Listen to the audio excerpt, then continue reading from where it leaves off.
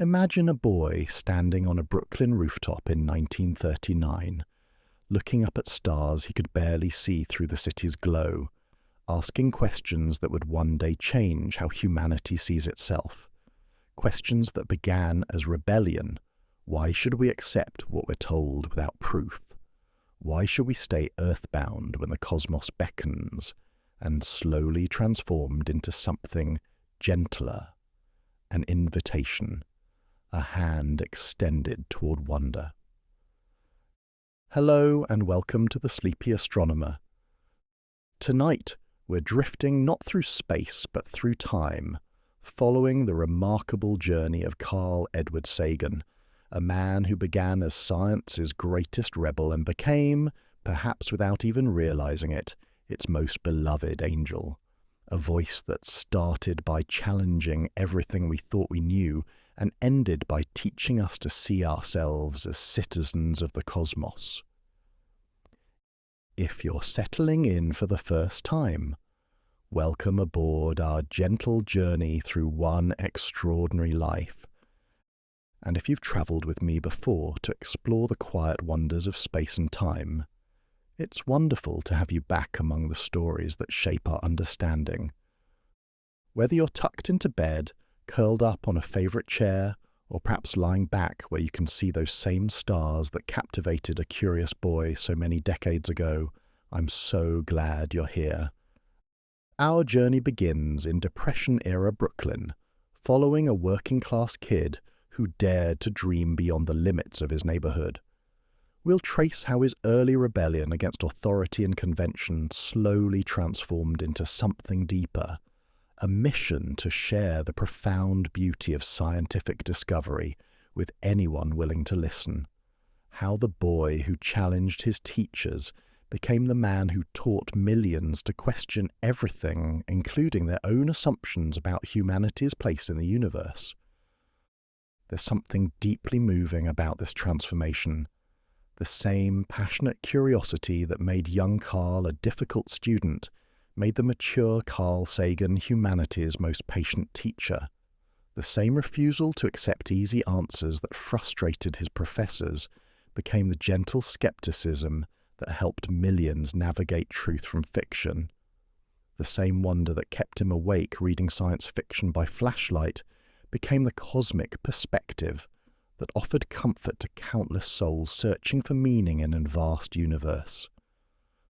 From his early days as an academic outsider, questioning Venus's temperature when everyone knew it was tropical, to his final years as the world's most trusted voice on matters cosmic and terrestrial, Sagan's story is one of remarkable transformation. The rebel who fought against scientific orthodoxy became the angel who helped humanity see that we are all made of star stuff, literally fashioned from the nuclear furnaces of ancient suns. This wasn't a sudden change, but a gradual metamorphosis spanning decades. Each scientific discovery, each battle with pseudoscience, each moment of wonder shared with a television audience slowly transformed the challenger into the guide.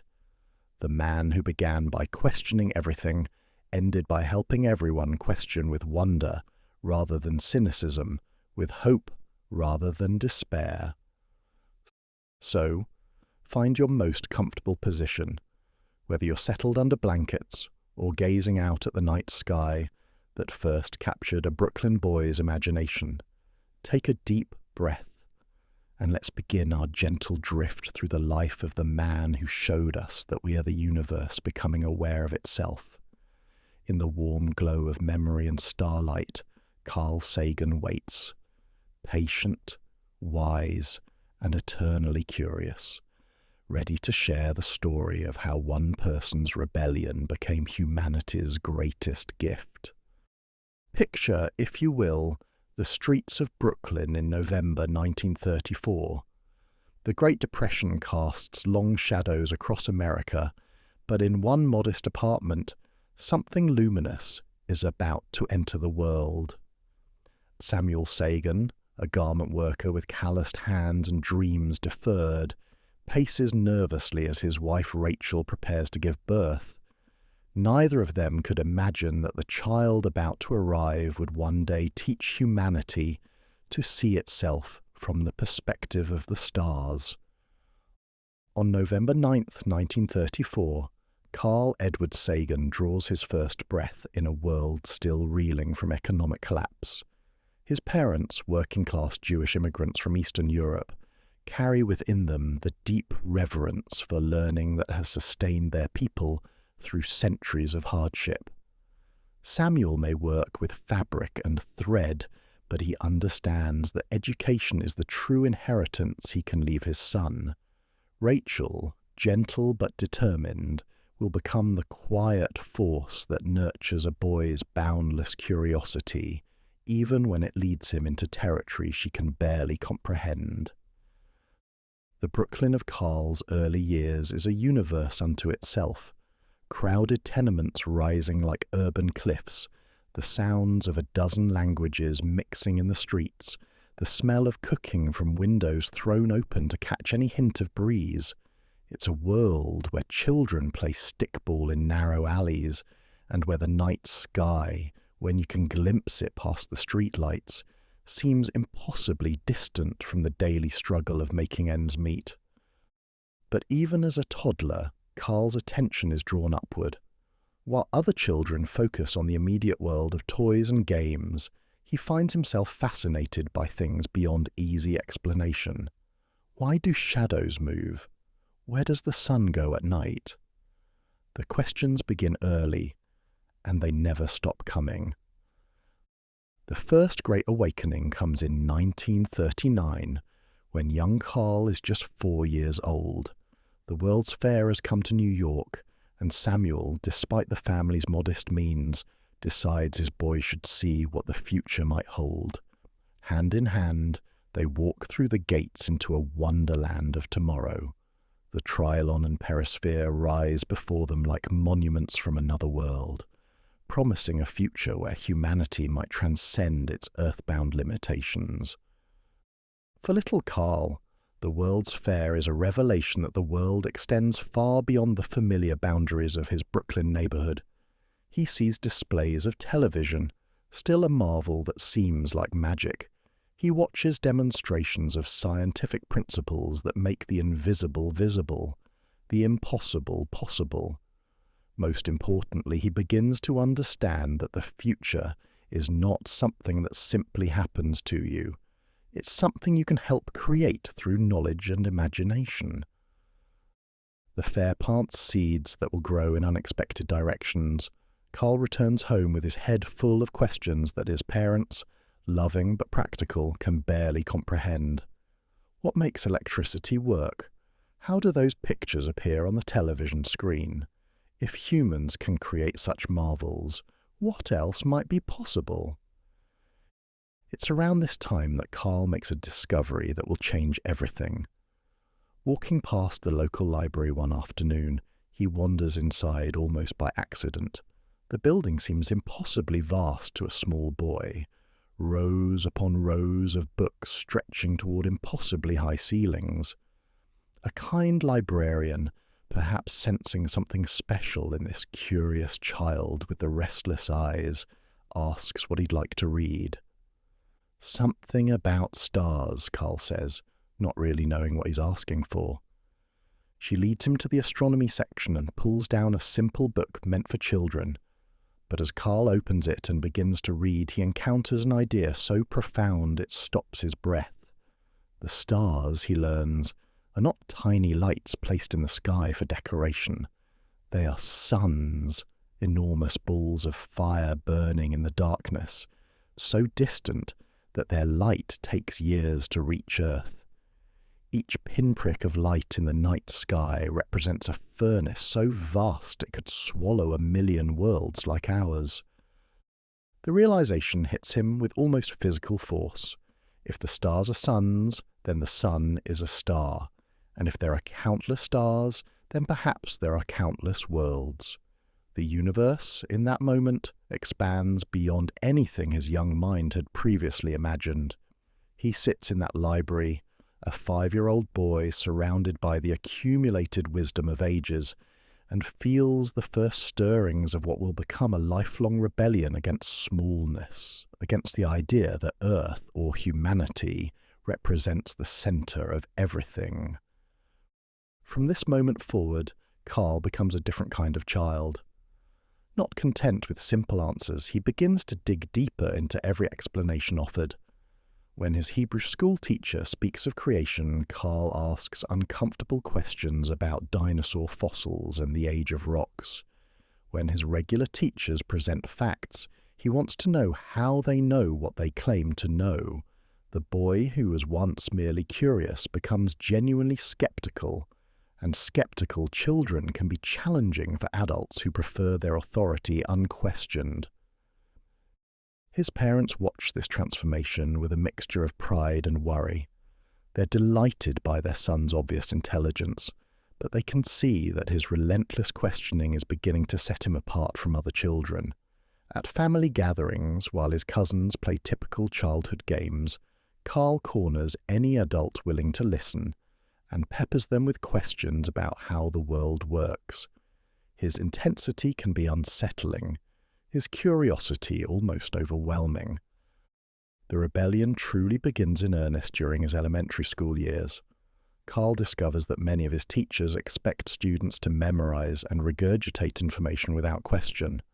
But memorization without understanding feels like betrayal to a mind that has already tasted the profound satisfaction of genuine discovery. When a teacher explains that the sun rises and sets because it moves across the sky, Carl raises his hand to point out that it's actually the Earth that rotates.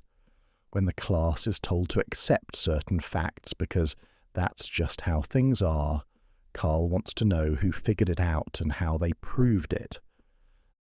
This doesn't make him popular with authority figures. Teachers, already overwhelmed with large classes and limited resources, don't always appreciate students who challenge their presentations.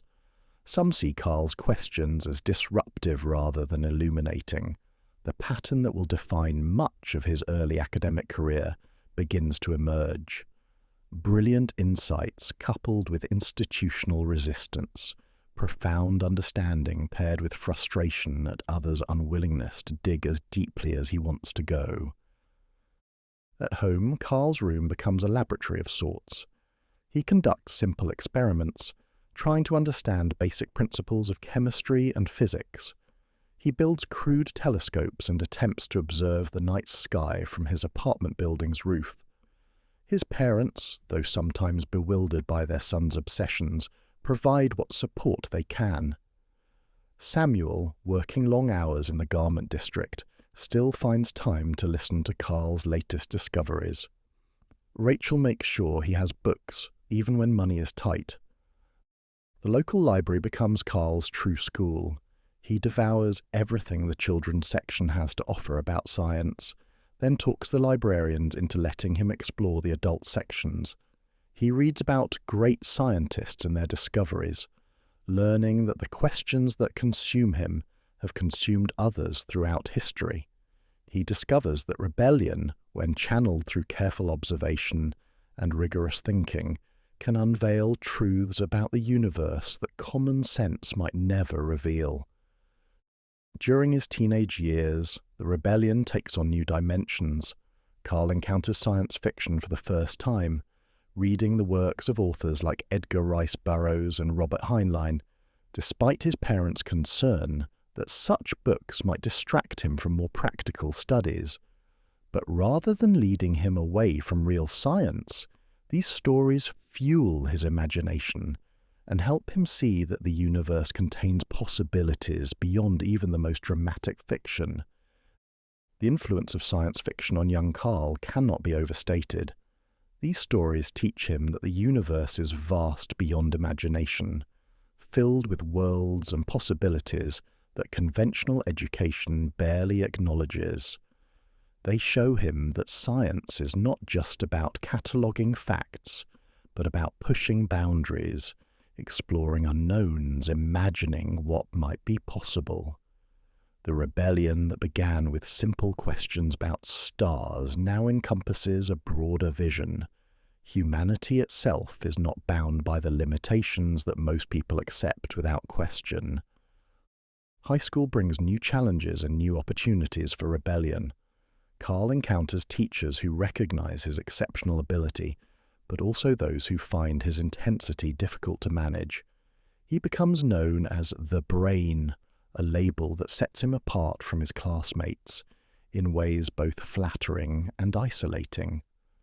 While other teenagers focus on dating and sports and the immediate concerns of adolescent social life, Carl remains fascinated by questions that seem to exist on an entirely different scale. His peers don't quite know what to make of him. He's clearly brilliant, but his interests seem almost alien to teenagers, concerned with more immediate matters. Carl finds himself caught between worlds. Too advanced for his age group, but not yet equipped to engage with the adult scientific community that captures his imagination. It's a lonely position, but one that strengthens his conviction that truth is worth pursuing, even when it sets you apart from the crowd. The family discussions about Carl's future become increasingly complex. Samuel and Rachel can see their son's exceptional abilities, but they also understand the practical realities of their economic situation.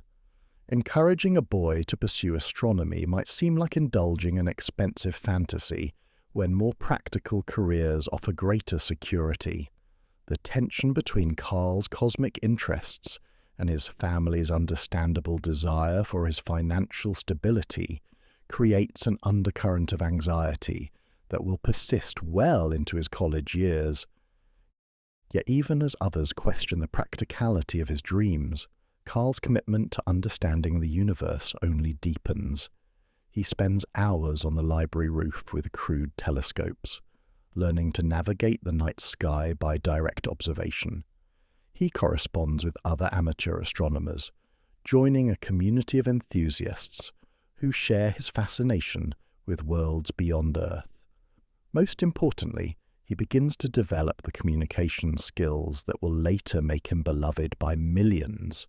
The ability to take complex scientific concepts and present them in ways that kindle wonder rather than confusion. The years leading up to his graduation from high school deepen Carl's understanding that his path will be different from those of his classmates. While they worry about immediate concerns, jobs, marriages, the familiar rhythms of adult life in Brooklyn, Carl finds himself drawn to questions that seem to exist outside normal time. He spends long evenings reading about the great scientific discoveries of the past, learning that the questions consuming him have consumed others throughout history. Copernicus, who dared to suggest that Earth was not the center of everything. Galileo, who pointed a telescope at the sky and saw worlds that shattered comfortable assumptions. Darwin, who looked at the diversity of life and saw not separate creations but a single, unfolding story of transformation. These men were rebels in their time, Carl realizes, and their rebellion was not born of anger or resentment, but of wonder. They questioned not because they wanted to tear down what existed, but because they sensed that reality was far more magnificent than conventional wisdom suggested. This understanding begins to shape Carl's own sense of purpose. His rebellion, he begins to understand, is not against learning itself, but against the limitations that others place on learning. The tension between Carl's cosmic interests and the practical world becomes more pronounced as he approaches college age. His guidance counselors, well-meaning but conventional in their thinking, suggest more practical majors. Engineering, perhaps, or medicine, fields where his obvious intelligence could translate into financial security. The suggestion that he might study astronomy meets with polite skepticism. How many jobs exist for astronomers? How does one make a living looking at stars? These are reasonable questions from adults who lived through the Depression and understand how quickly economic security can disappear. But, for Carl, they miss the point entirely. The question is not whether astronomy can provide a comfortable living, but whether any other field can provide a life worth living. The boy who discovered that stars are suns cannot imagine dedicating his life to anything that ignores the profound implications of that discovery. His parents find themselves caught between pride in their son's obvious gifts and anxiety about his unconventional ambitions. Samuel, working long hours in the garment district, knows the value of steady employment. Rachel, watching her son disappear into books about distant worlds, worries that his interest might be too rarefied for practical success. Yet both can see that Carl possesses something special, not just intelligence, but a kind of passionate engagement with learning that seems to light him up from within. The compromise they reach reflects both love and pragmatism. Carl will pursue his astronomical interests, but he'll also maintain grades that keep other options open. It's a delicate balance, and one that requires Carl to prove again and again that his commitment to the cosmos doesn't prevent him from succeeding in more conventional academic areas. During these final high school years, Carl's communication gifts begin to emerge more clearly. He discovers that he has a talent for explaining complex ideas in ways that kindle interest rather than confusion. When classmates struggle with scientific concepts, they begin coming to Carl for help. He finds that teaching others actually deepens his own understanding, and more importantly, he discovers the profound satisfaction that comes from watching someone else's face light up with comprehension.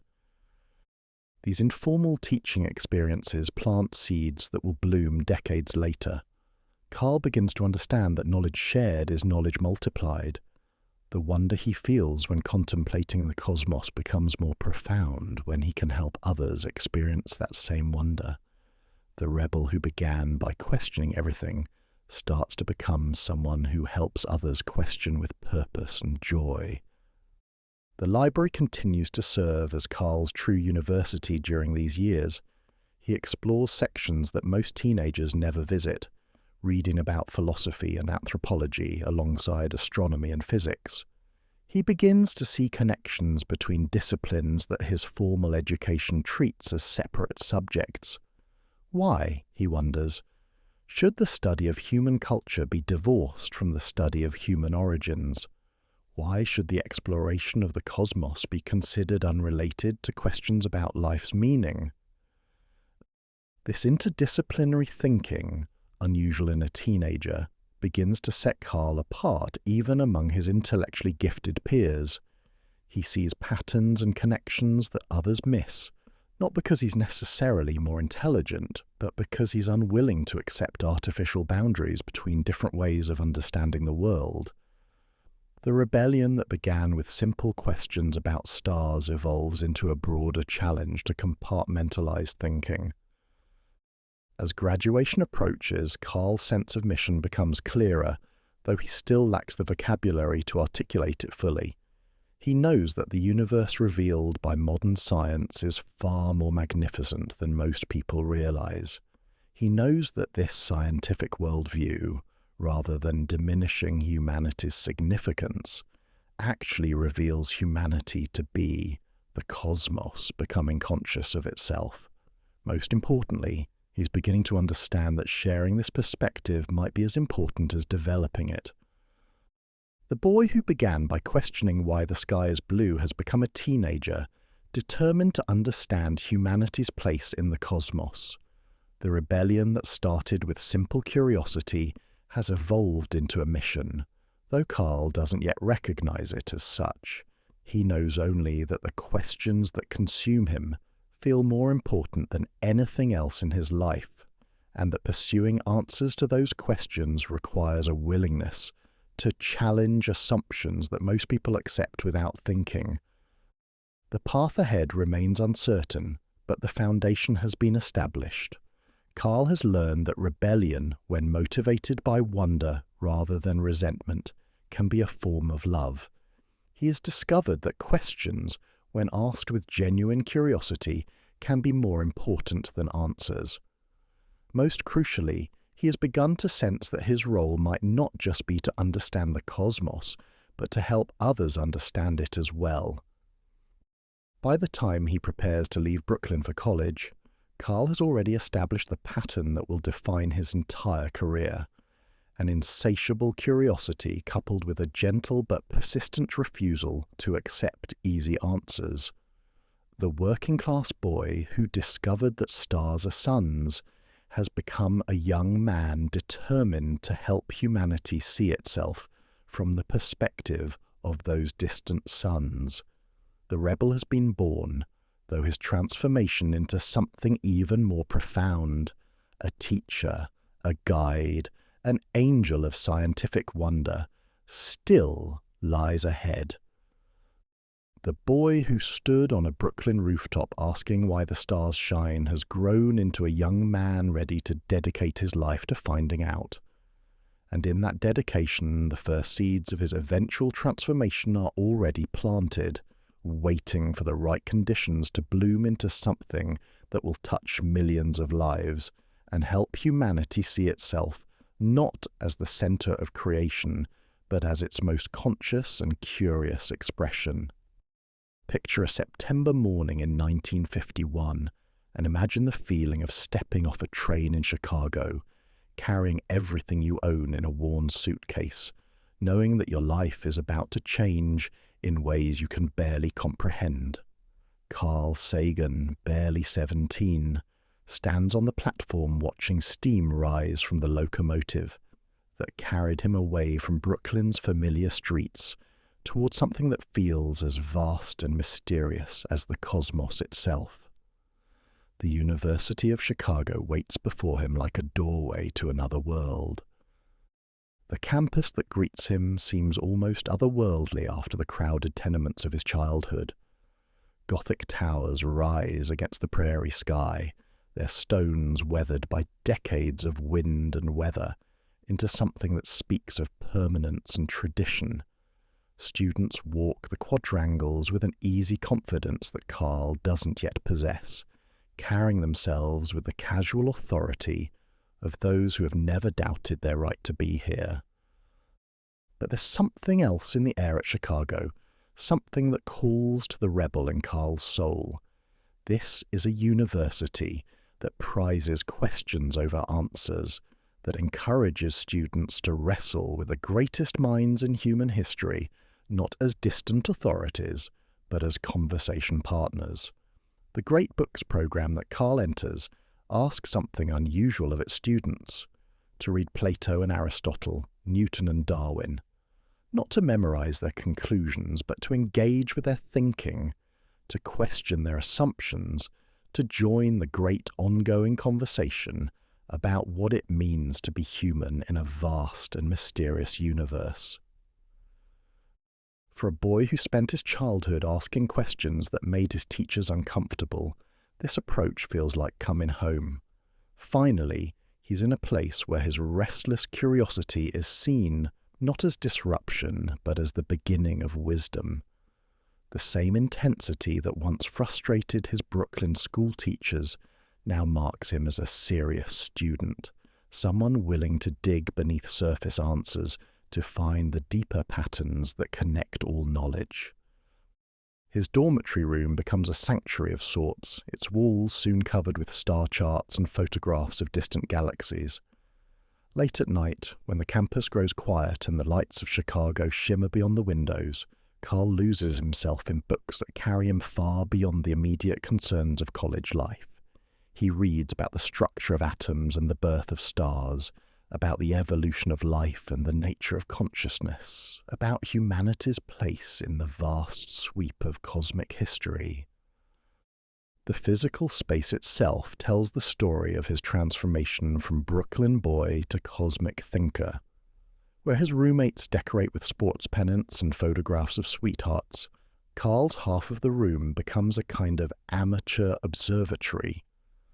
A telescope, saved for with money earned from tutoring fellow students, stands by the window. Charts showing the positions of planets throughout the year cover one wall. Books stack in precarious towers beside his narrow bed, volumes on astronomy and physics, but also philosophy and anthropology, poetry and mythology. He's beginning to understand that the universe revealed by science is not separate from human culture, but intimately connected to it. The other students begin to notice this intense young man who seems equally at home discussing philosophy and physics, who can trace connections between ancient Greek astronomy and modern quantum mechanics, who approaches every subject with the same passionate curiosity that once kept him reading by flashlight in his Brooklyn bedroom. Some find his intensity overwhelming, but others are drawn to the way he makes even the most abstract concepts feel immediate and personally relevant. In the dining halls, conversations naturally gravitate toward Carl when topics turn to science or the meaning of recent discoveries. He has a gift for explaining complex ideas in ways that suddenly make them clear, not by oversimplifying, but by finding the human story within the abstract theory. When classmates struggle with the implications of quantum mechanics, Carl helps them see it not as a collection of impossible mathematical formalism, but as a profound statement about the nature of reality itself. When they question the relevance of studying ancient Greek philosophy, he shows them how Democritus's ideas about atoms connect directly to modern physics. His professors begin to take notice as well. Here is a student who doesn't just complete assignments, but engages with them, who asks questions that reveal genuine understanding rather than mere memorization. His papers explore connections that others miss, drawing together insights from different fields in ways that illuminate both. When assigned to write about Copernicus, Carl doesn't just describe the heliocentric theory, but examines how it changed humanity's understanding of our place in the cosmos, how it influenced philosophy and religion as well as astronomy. It's during his second year that Carl encounters a professor who will change his understanding of what it means to be a scientist. Enrico Fermi, the legendary physicist whose work helped unlock the secrets of the atom, teaches with a simplicity that conceals profound depth. When students come to him with questions, Fermi has a remarkable ability to cut through complexity, to reach the essential heart of any problem. But Fermi's influence extends beyond his classroom teaching. Carl learns about the man's approach to life, his ability to maintain childlike wonder in the face of the universe's mysteries, while applying the most rigorous scientific methods to investigate them. Fermi approaches problems not with intimidating mathematical machinery, but with simple, almost naive-seeming questions that cut to the core of complex issues. How many piano tuners are there in Chicago, he might ask, then guide students through the process of making reasonable estimates, breaking down seemingly impossible problems into manageable pieces. Carl finds himself drawn to Fermi's office hours, not just for help with specific problems, but for the deeper pleasure of watching a great mind at work. Fermi approaches even the most sophisticated questions with a kind of childlike directness that reminds Carl of his own early wonderings about the stars. How do we know this is true, Fermi asks, or what would we expect to see if this theory is correct? These simple questions, Carl learns, are often the most powerful tools a scientist can possess. The conversations with Fermi plant seeds that will bloom throughout Carl's career. Here is a scientist of towering achievement who remains humble before the mystery of existence, who understands that the goal of science is not to impress others with complexity, but to understand reality as clearly as possible. Fermi teaches by example that the greatest insights often come from asking the most basic questions, from refusing to accept explanations simply because they're widely believed or mathematically elegant. Under Fermi's gentle guidance, Carl begins to understand that rebellion in science is not about rejecting authority, but about insisting on evidence. The greatest scientists are those who ask the questions others take for granted, who refuse to accept explanations simply because they're widely believed. Fermi teaches Carl that the universe doesn't care about human preferences or conventional wisdom. It simply is what it is, and our job as scientists is to discover that truth through careful observation and honest thinking. The lesson becomes profoundly personal during Carl's graduate years, when the time comes to choose a research specialization. The pressure to select a safe, well-established field is considerable. His advisors, well-meaning and concerned about his future career prospects, encourage him toward theoretical physics or pure astronomy, fields with long traditions and clear paths to academic success. But Carl finds himself irresistibly drawn to questions about the worlds that share our solar system. What is Venus really like beneath its shroud of clouds? Could Mars have harboured life in its past? How did the planets form? And what can they teach us about the processes that shaped our own world? These questions feel urgent to him in a way that studies of distant quasars do not, perhaps because they touch on the deepest mystery of all, whether life is common in the universe or whether we exist in profound isolation. This lesson becomes deeply personal when Carl chooses his graduate research topic.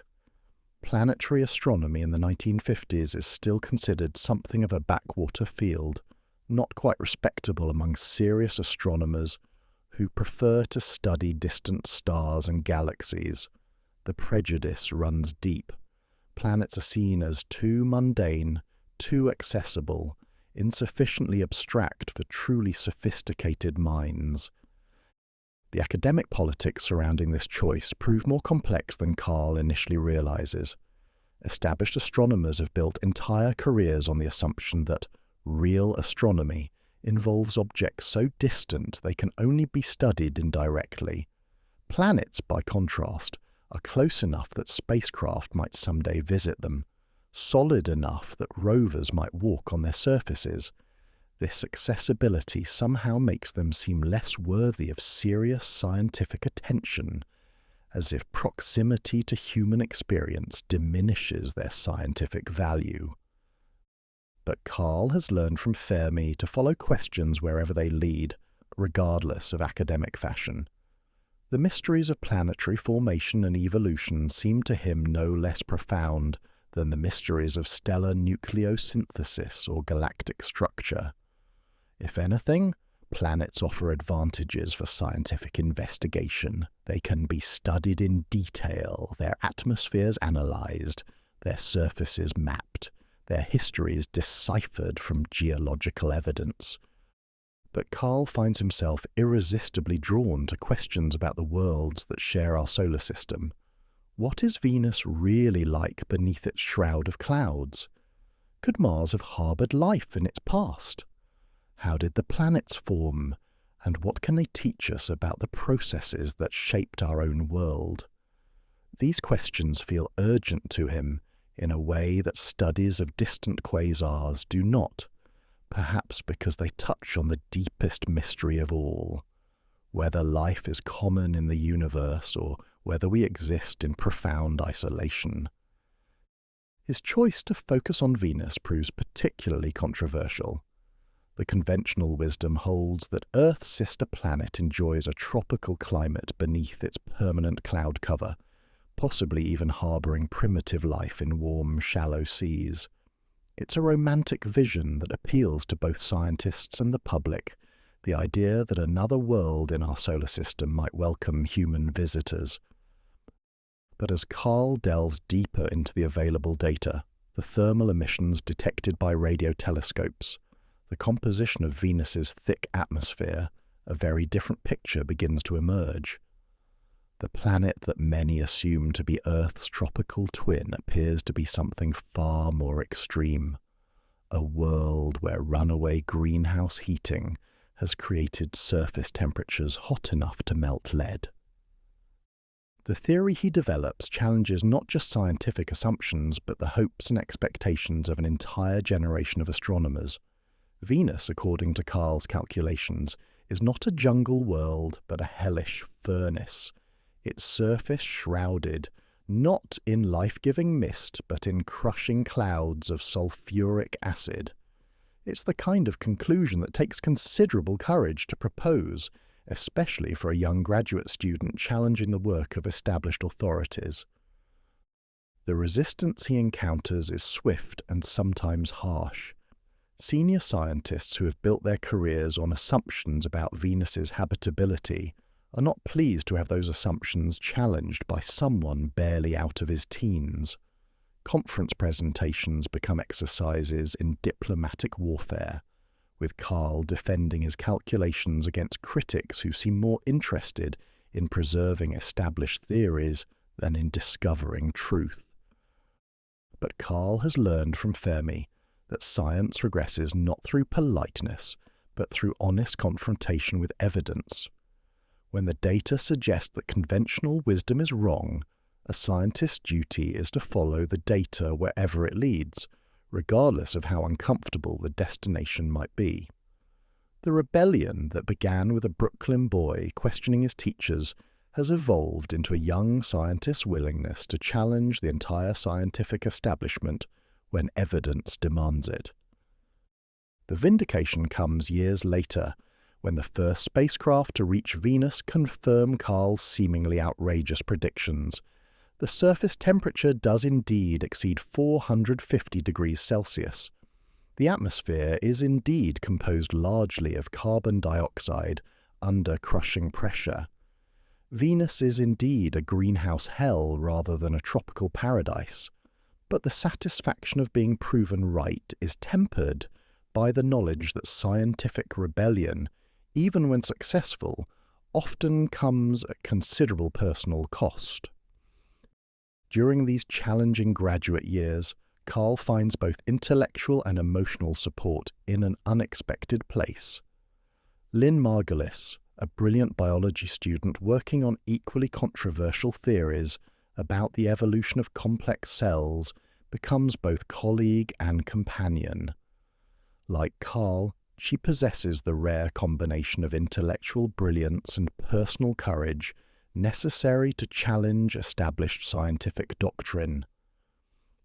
Lynn's work on symbiosis, the idea that cooperation rather than competition might drive some of evolution's greatest innovations, provides a biological parallel to Carl's growing understanding of humanity's relationship with the cosmos.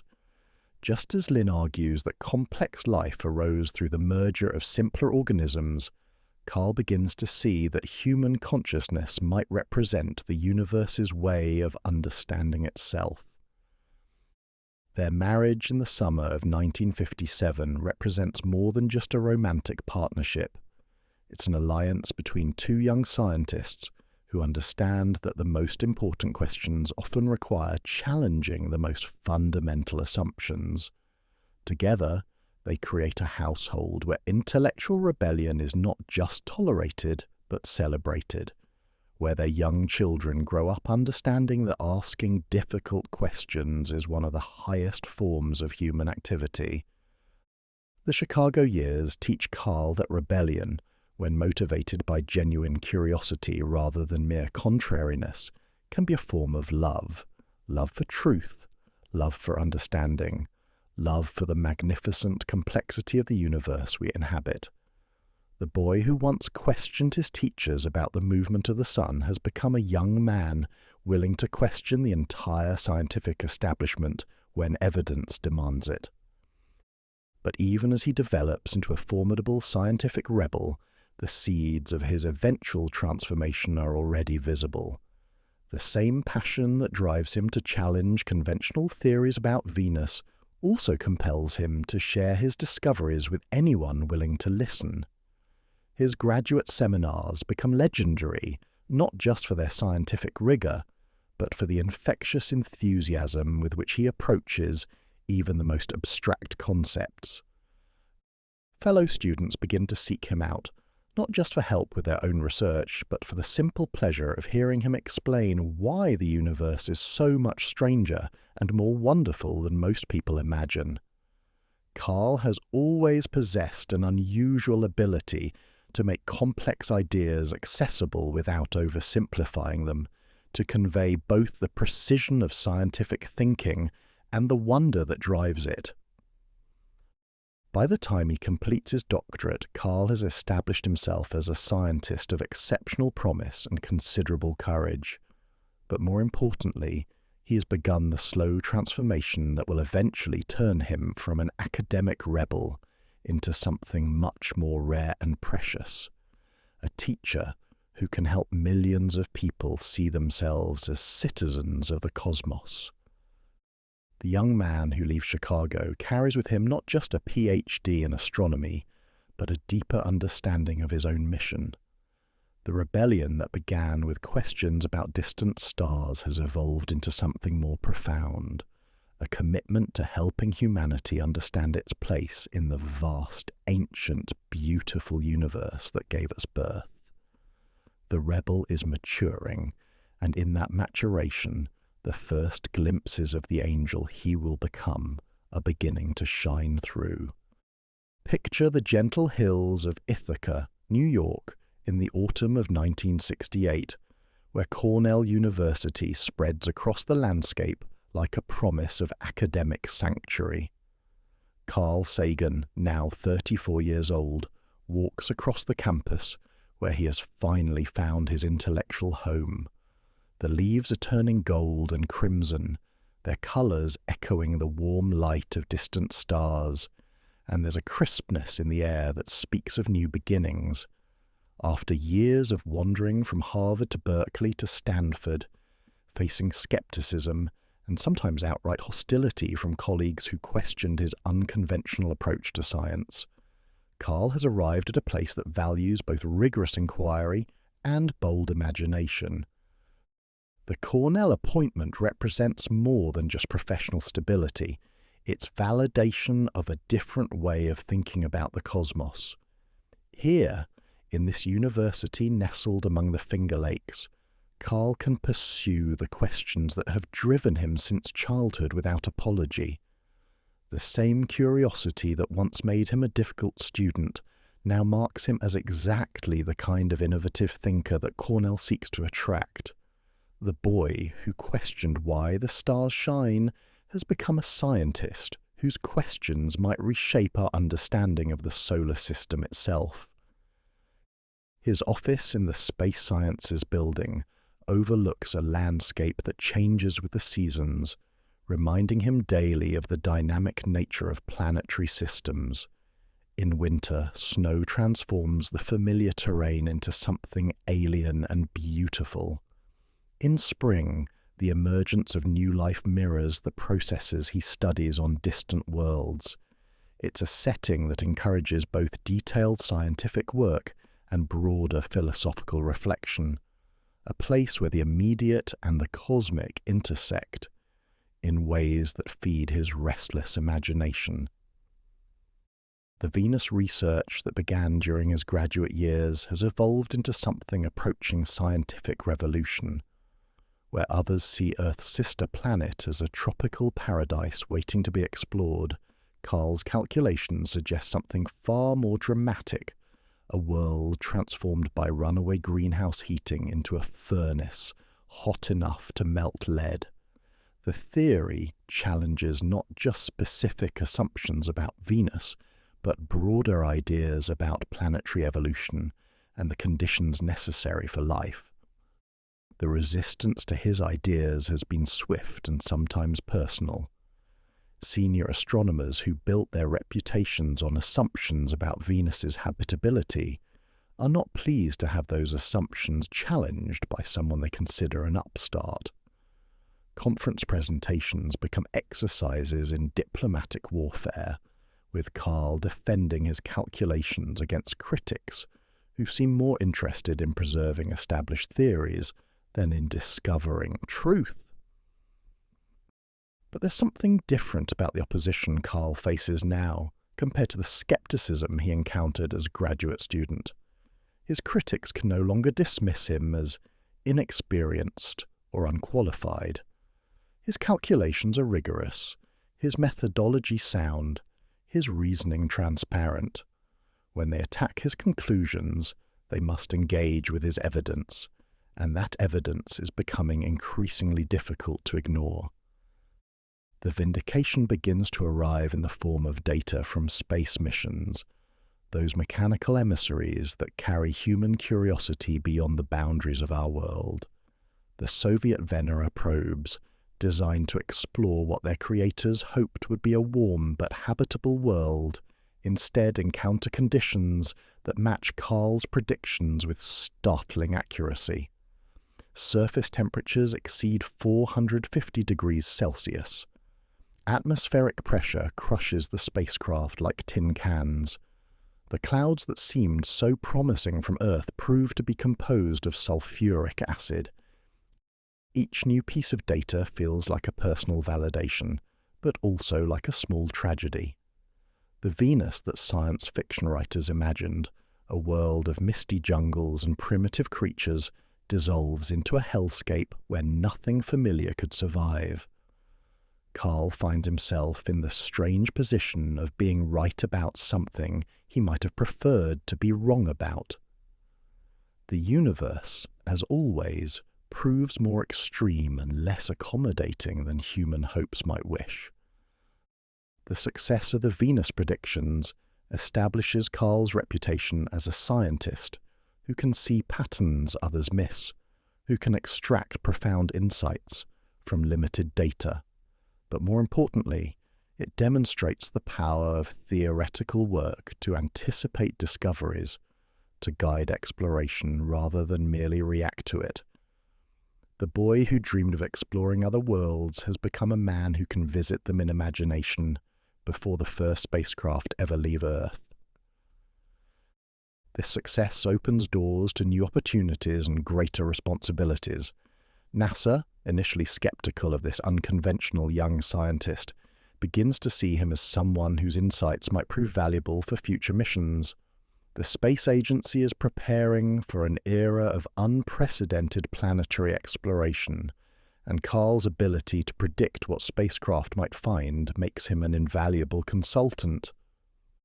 The collaboration with NASA brings Carl face to face with the practical challenges of space exploration. It's one thing to develop theories about distant worlds. It's another to help design missions that might test those theories under the harsh conditions of space travel. Every instrument must be carefully chosen, every measurement precisely planned, every possible failure mode anticipated and prepared for. But perhaps the most controversial NASA project Carl becomes involved with has nothing to do with scientific instruments or atmospheric measurements. When the Pioneer spacecraft are being prepared for their journey to the outer solar system and beyond, someone raises an unexpected question. If these vehicles might someday be found by intelligent beings from other worlds, shouldn't they carry some message from humanity? The idea of attaching a kind of interstellar greeting card to a scientific spacecraft strikes many people as frivolous, even embarrassing. Scientists, they argue, should focus on serious research rather than science fiction, fantasies about alien contact.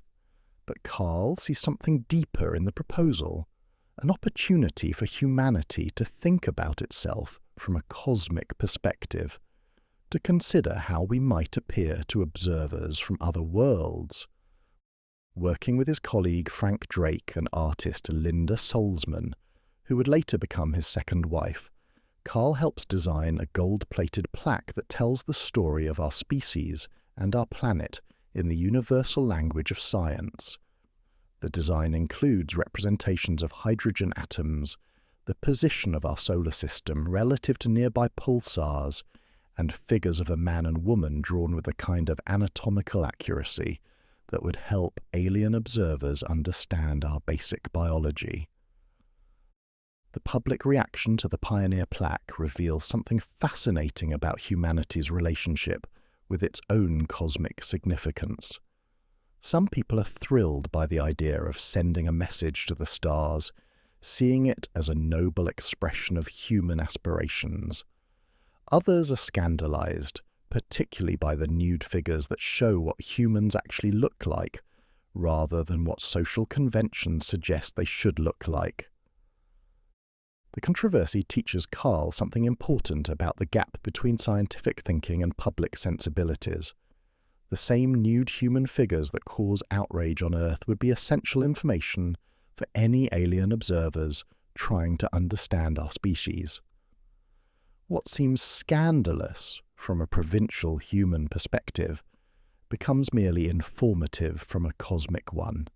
The incident reinforces his growing conviction that helping humanity develop a cosmic perspective might be as important as making specific scientific discoveries. The SETI work, the search for extraterrestrial intelligence, represents another area where Carl's willingness to ask unconventional questions puts him at odds with scientific orthodoxy. Many of his colleagues consider the search for alien signals a waste of time and resources, arguing that even if intelligent life exists elsewhere in the universe, the chances of detecting it are vanishingly small. But Carl approaches SETI with the same methodical optimism he brings to planetary science. If intelligent civilizations do exist elsewhere in the galaxy, they might be trying to communicate with us just as we might someday try to communicate with them. The search might be difficult and the odds uncertain, but the potential payoff, contact with another intelligent species, would be so profound that even a small chance of success justifies the effort. The scientific establishment's resistance to SETI reflects deeper anxieties about the place of speculation in serious research. Searching for signals from alien civilizations requires making assumptions about the behavior and motivations of beings we've never encountered. Critics argue that this moves beyond the boundaries of empirical science into the realm of science fiction. Carl's response to this criticism reveals how his thinking about science has evolved since his graduate school days. Science, he argues, is not just about cataloguing known phenomena, but about exploring unknown possibilities.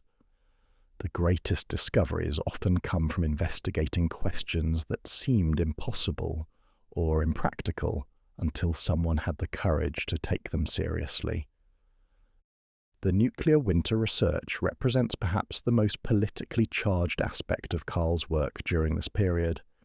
Using computer models to study the climatic effects of large-scale nuclear war, Carl and his colleagues conclude that even a limited nuclear exchange could trigger global cooling severe enough to threaten human civilization. The nuclear winter hypothesis puts Carl in direct conflict with military planners and political leaders who prefer to think of nuclear weapons as tools of policy rather than threats to human survival. The research suggests that there can be no winners in a nuclear war, that the environmental consequences would be so severe that even the nations that launched the first strikes would face catastrophic cooling and crop failures. The political implications of this work are profound and uncomfortable. If Carl's calculations are correct, then the entire strategy of nuclear deterrence rests on the threat of mutual suicide rather than mutual destruction. The weapons that both superpowers have built to protect their way of life might instead destroy the conditions that make any way of life possible. The attacks on the nuclear winter hypothesis are swift and sometimes vicious. Critics question Carl's calculations, his assumptions, his motives. Some suggest that he's overstepping the bounds of legitimate science to advance a personal political agenda. The controversy becomes a test of his commitment to following scientific evidence wherever it leads, even when the destination proves politically inconvenient. But Carl has learned from his Venus work that being right about uncomfortable truths is often more important than being popular with colleagues. The same willingness to challenge conventional wisdom that made him question assumptions about planetary atmospheres now compels him to challenge assumptions about nuclear warfare. Throughout these various controversies and conflicts, a pattern emerges that will define Carl's entire career. He has an unusual ability to see connections that others miss, to ask questions that others consider premature or inappropriate. More importantly, he has the courage to pursue those questions even when they lead him into conflict with established authorities. The boy who once challenged his Brooklyn teachers about the movement of the sun has become a scientist willing to challenge the entire military-industrial complex about the effects of nuclear war. The same curiosity that drove him to read about stars by flashlight now drives him to contemplate the survival of human civilization itself. Yet even as Carl establishes himself as a formidable scientific rebel, the seeds of his transformation into something gentler and more nurturing are already visible. His popular writing begins to appear during this period. Articles that translate complex scientific concepts into language that non-scientists can understand and appreciate. These early attempts at science communication reveal a gift that will eventually make Carl beloved by millions. He has an unusual ability to convey both the precision of scientific thinking and the wonder that drives it. When he writes about Venus, readers don't just learn about atmospheric composition and greenhouse effects. They experience the excitement of discovering that our neighboring world is stranger and more extreme than anyone had imagined.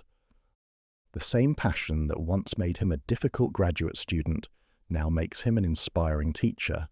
Students flock to his courses not just to learn about planetary science, but to experience the infectious enthusiasm he brings to every topic. His lectures become legendary, not just for their scientific content, but for the way they help students see themselves as participants in the greatest adventure in human history, the exploration of the cosmos. By the end of the 1970s, Carl has established himself as one of the most innovative and controversial scientists of his generation. His predictions about Venus have been vindicated by space missions. His work on SETI has helped establish the search for extraterrestrial intelligence as a legitimate scientific enterprise. His research on nuclear winter has forced policymakers to confront the true consequences of nuclear warfare. But more importantly, he has begun to develop the communication skills and philosophical perspective that will eventually transform him from a scientific rebel into something much more rare and precious, a teacher who can help humanity see itself from the perspective of the cosmos itself. The man who once questioned everything has begun to help others question with wonder rather than cynicism, with hope rather than despair. The rebel is slowly transforming into something approaching a guide, though the full flowering of this transformation still lies ahead. The same curiosity that made young Carl a challenging student has evolved into a mission to share the profound beauty of scientific discovery with anyone willing to listen. The boy who dreamed of exploring other worlds has become a man who can take others on those journeys through the power of carefully chosen words and infectious enthusiasm. The planetary heretic has found his voice, and that voice is beginning to speak not just to fellow scientists, but to anyone curious enough to listen. The transformation from rebel to angel has begun, though Carl himself might not yet recognize the profound change taking place within him.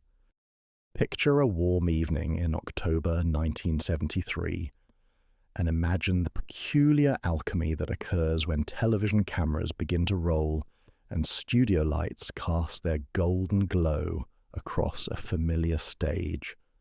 The Tonight Show set in Burbank stretches before a live audience, its colours bright and welcoming under the hot lamps that make even the most nervous guests feel like they're sitting in someone's living room. Johnny Carson, America's most trusted late-night companion, adjusts his tie one final time and glances at his notes with the kind of curiosity he reserves for the most fascinating people who cross his stage. Tonight's guest represents something unusual in the parade of comedians and movie stars who typically occupy that famous chair. Carl Sagan, now approaching 40, carries himself with the quiet confidence of someone who has spent years translating the language of the cosmos into words that ordinary people can understand. His turtleneck sweater has become something of a uniform, suggesting both academic seriousness and the kind of approachability that makes complex ideas feel within reach of anyone willing to listen. The transformation from the intense graduate student who once battled over Venus's temperature is subtle but unmistakable. Where once Carl might have overwhelmed listeners with technical details and academic precision, he now possesses something far more valuable, to kindle wonder without sacrificing truth. When he settles into that guest chair, he brings with him not just knowledge but wisdom about how to share that knowledge in ways that illuminate rather than intimidate. The conversation that unfolds feels different from the usual late-night banter. When Carson asks about his work, Carl doesn't retreat into the safe territory of academic jargon or technical explanations. Instead, he leans forward slightly, his eyes lighting up with the same enthusiasm that once kept him reading about stars by flashlight in his Brooklyn bedroom, and poses a simple question that will echo in viewers' minds long after the show ends. Johnny, have you ever really looked up at the night sky and wondered what's out there? The studio audience grows unexpectedly quiet, drawn into something they didn't expect to find, sandwiched between comedy monologues and celebrity interviews. There's something in Carl's voice, that distinctive cadence that's neither rushed nor performative, but measured and thoughtful, as if each word has been chosen with the same care an artist uses to select colours for a painting.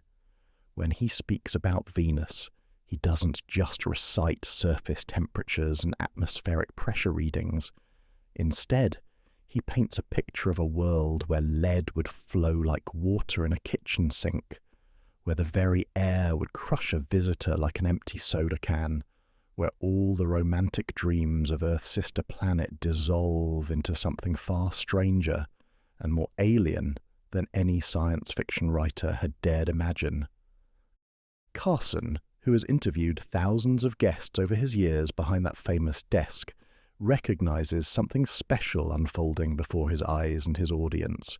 Here is a scientist who speaks not in the dry, lifeless language of academic papers, but in the living language of human curiosity. When Carl describes how astronomers search for signals from alien civilizations, he makes it sound not like abstract research conducted in sterile laboratories, but like humanity reaching out its hand in the cosmic darkness, hoping against hope for another hand to reach back and clasp it in recognition and friendship. The magic extends beyond the studio walls. Television sets across America glow with images of this gentle teacher who can make the vastness of space feel intimate, who can transform abstract concepts into something that touches both heart and mind simultaneously. Viewers find themselves leaning forward in their living rooms, drawn into discussions of black holes and stellar evolution, the way they might be drawn into the most compelling story ever told. The response is immediate and overwhelming, like nothing Carl or the show's producers had anticipated. Letters begin pouring into the Cornell mailroom within days, each one a testament to the hunger that exists for cosmic perspective in a world too often focused on immediate concerns and daily troubles. A grandmother in Nebraska writes to thank Carl for helping her understand that the calcium in her bones, the iron in her blood, the oxygen she breathes, all came from the nuclear furnaces of ancient stars. A teenager in Detroit describes how the interview inspired him to ride his bicycle to the local library and check out every astronomy book they had on their shelves.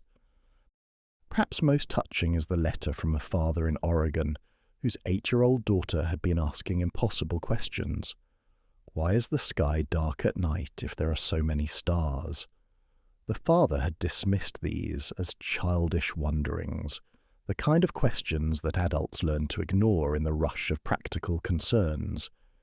But watching Carl explain Olber's paradox on television, showing how even the simplest questions can lead to profound insights about the universe's history and structure, the father realized his daughter had been asking one of the deepest questions in cosmology. These letters reveal something profound about the hunger that exists for cosmic perspective, for someone who can build bridges between the technical language of professional science and the deep human need to understand our place in the magnificent tapestry of existence. The boy who once questioned why the sky appears blue has become a man who can help millions of people find wonder in that blueness, who can transform idle curiosity into something approaching reverence for the natural world. But Carl's growing influence extends far beyond individual viewers sitting in their living rooms on quiet evenings. Universities across the country begin reporting dramatic increases in enrollment for astronomy and physics courses, with admissions officers noting that application essays frequently mention that scientist from The Tonight Show as inspiration for career choices. Planetariums see record attendance as families venture out on weekend afternoons, seeking the same sense of cosmic connection they experienced watching Carl explain the birth and death of stars. Library circulation of science books rises dramatically throughout the mid-1970s, with librarians noting that requests for astronomy texts often specifically mention wanting to learn more about the topics that Dr. Sagan discussed on television. Bookstores begin expanding their science sections to meet demand from readers who never previously showed interest in technical subjects, but now find themselves curious about everything from quantum mechanics to the search for extraterrestrial intelligence. The transformation ripples outward through the educational system in unexpected ways. Elementary school teachers write to describe how Carl's television appearances have fundamentally changed their students' relationship with science and mathematics. Children who once found numbers boring suddenly see equations as tools for understanding the universe's deepest mysteries. Students who struggled with physics begin to grasp that the same forces governing playground swings also govern the orbital dance of planets around distant stars, that the same electromagnetic radiation warming their faces on sunny days also carries information across the vastness of interstellar space. The television appearances multiply as word spreads through the industry about this unusual scientist who can make complex ideas accessible without oversimplifying them. Talk shows, documentaries, educational programs, producers discover that Carl possesses something genuinely rare in the media landscape. He can speak to anyone, from Nobel Prize winners to elementary school students, without condescension or compromise. He conveys both rigorous thinking and infectious enthusiasm, making even the most abstract concepts feel personally relevant to viewers' daily lives. What sets Carl apart from other scientists who attempt television is his intuitive understanding that wonder, not mere information, is what transforms lives and perspectives. When he explains stellar nucleosynthesis, he doesn't focus on the nuclear physics equations or the technical details of fusion reactions. Instead, he emphasizes the profound poetry embedded in the scientific fact that every atom in our bodies was forged in the heart of a dying star, that we are literally made of ancient starlight, that the universe has spent billions of years preparing the elements necessary for our existence. But the real transformation begins when Carl starts envisioning something unprecedented in the history of science communication, a television series that would bring the entire cosmos into living rooms around the world, week after week, in a sustained exploration of humanity's place in the universe. The idea grows out of late-night conversations with Anne Druyan, a writer and creative director whose poetic sensibility perfectly complements Carl's scientific expertise and growing media sophistication. Their collaboration becomes something deeper and more meaningful than a professional partnership. Working together in Carl's study in Ithaca, surrounded by star charts and photographs from distant worlds, they spend long evenings exploring how to translate the technical language of science into the emotional language of human experience. The room fills with the gentle glow of desk lamps as they discuss how to convey not just what we know about the universe, but what that knowledge means for how we understand ourselves and our responsibilities to each other and to the planet that gave us birth.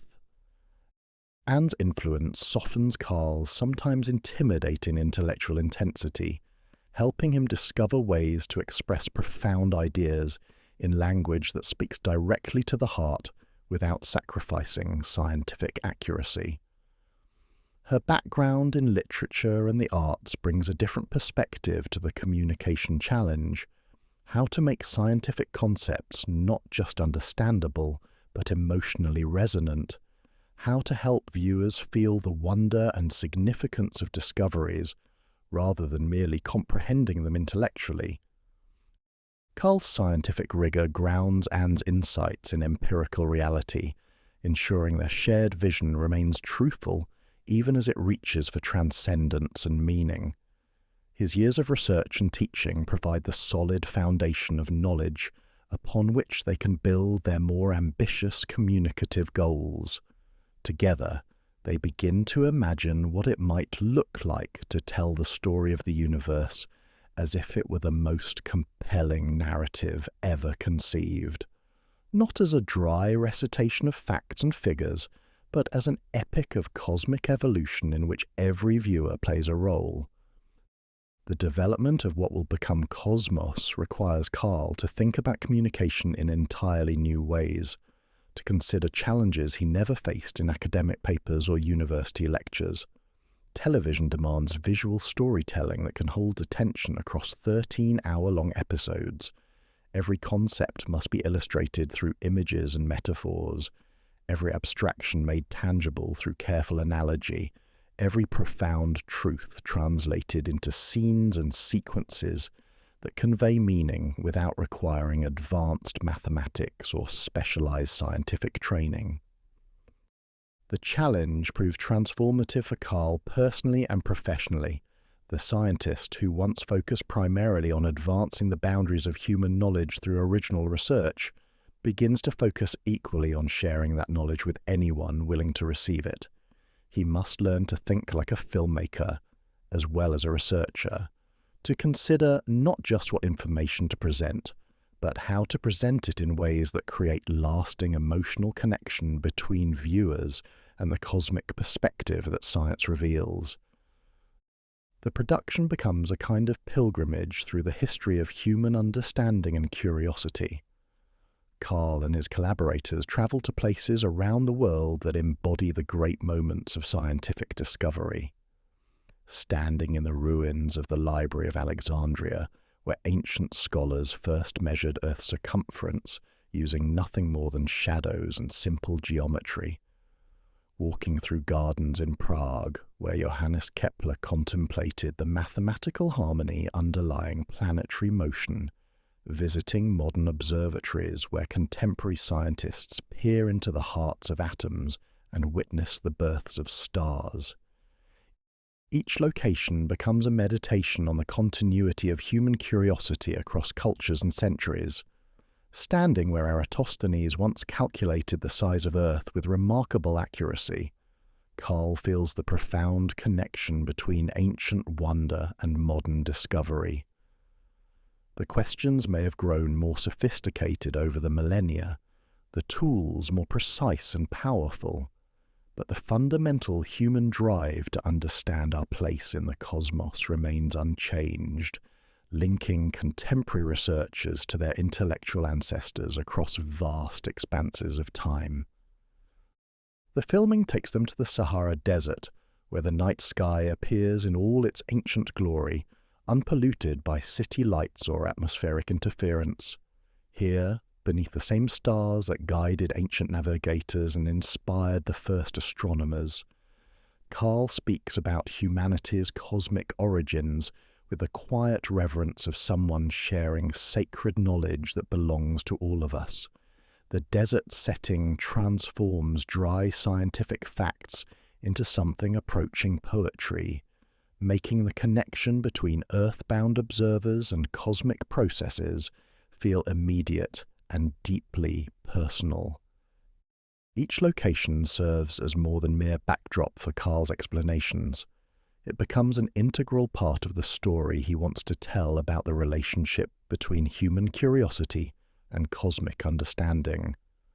The ruins of the Library of Alexandria remind viewers that knowledge, once gained through great effort and insight, can be lost if not carefully preserved and transmitted to future generations. The cliffs where Galileo first pointed his telescope skyward connect modern space exploration to humanity's oldest dreams of transcendence and discovery. But perhaps the most profound change occurs within Carl himself as he prepares for this unprecedented project. The rebel who once challenged established authorities in planetary science becomes something gentler and more nurturing, a bridge between the scientific community and the broader human community that science ultimately serves. The man who spent years questioning everything begins to help others question with wonder rather than cynicism, with hope rather than despair, with curiosity rather than fear. By the time Cosmos begins production, Carl has completed a remarkable transformation. The Brooklyn boy who once felt like an outsider in academic settings has become one of the most trusted voices in American culture, someone to whom millions of people turn for guidance about the deepest questions of existence. The rebel has evolved into something approaching an angel, not in any religious sense, but as a messenger who brings tidings of cosmic significance to anyone willing to listen with an open heart and a curious mind. Picture a quiet morning in 1980 and imagine Carl Sagan sitting in his study overlooking the rolling hills of Ithaca, surrounded by the accumulated artifacts of a life dedicated to understanding. The walls are lined with star charts and photographs from distant worlds, books in a dozen languages, letters from viewers whose lives have been touched by his gentle teaching. Sunlight streams through the windows, illuminating dust motes that dance in the air like tiny planets in miniature solar systems. But today, Carl's attention is focused not on the cosmos above, but on the troubled world around him. The success of Cosmos has transformed him from a respected scientist into something more complex, a public intellectual whose voice carries weight far beyond the boundaries of astronomy. With that influence comes responsibility, and Carl feels it settling on his shoulders like a familiar but sometimes heavy cloak. The same curiosity that once drove him to challenge assumptions about Venus's temperature now compels him to challenge assumptions about humanity's future, about the kind of world we're creating for our children and their children after them. The Morning Mail brings its usual mixture of fan letters and scientific correspondence, but also something that has become increasingly common, requests for him to lend his voice to causes, to use his platform to address problems that extend far beyond the realm of traditional science. Environmental groups want his support for conservation efforts. Peace organizations hope he'll speak out against nuclear proliferation, UFO enthusiasts seek his endorsement of their beliefs about alien visitation. Each request represents someone's hope that Carl's gentle authority might help tip the scales toward truth and sanity in a world that sometimes seems to be running short of both. The transformation from academic researcher to public advocate didn't happen overnight, and it wasn't entirely voluntary. Success brings obligations that Carl never anticipated during his graduate school days. When millions of people look to you for guidance about the deepest questions of existence, you can't simply retreat to your laboratory and ignore the responsibilities that fame has thrust upon you. The boy who once rebelled against his teacher's limitations has become a teacher himself, but his classroom now encompasses the entire world, and his students include everyone from Nobel Prize winners to elementary school children. The environmental movement discovers in Carl an eloquent voice for the cosmic perspective that makes Earth's fragility impossible to ignore. When he describes our planet as seen from space, a pale blue dot suspended in a sunbeam, the only home our species has ever known, he makes abstract environmental concerns feel immediate and personal. The same scientific understanding that reveals the vast scales of the universe also illuminates how precious and irreplaceable our small world really is. His involvement with environmental causes grows naturally from his planetary science background. Years of studying the greenhouse effect on Venus have given Carl unique insights into how planetary atmospheres can change, sometimes catastrophically.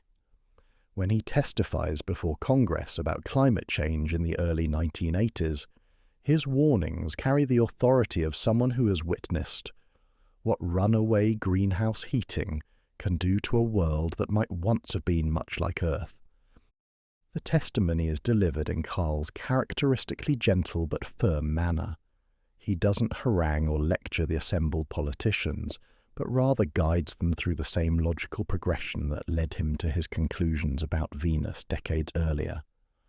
The greenhouse gases we're adding to Earth's atmosphere, he explains with patient precision, behave according to the same physical laws that transformed Venus from a potentially habitable world into a furnace where lead would melt.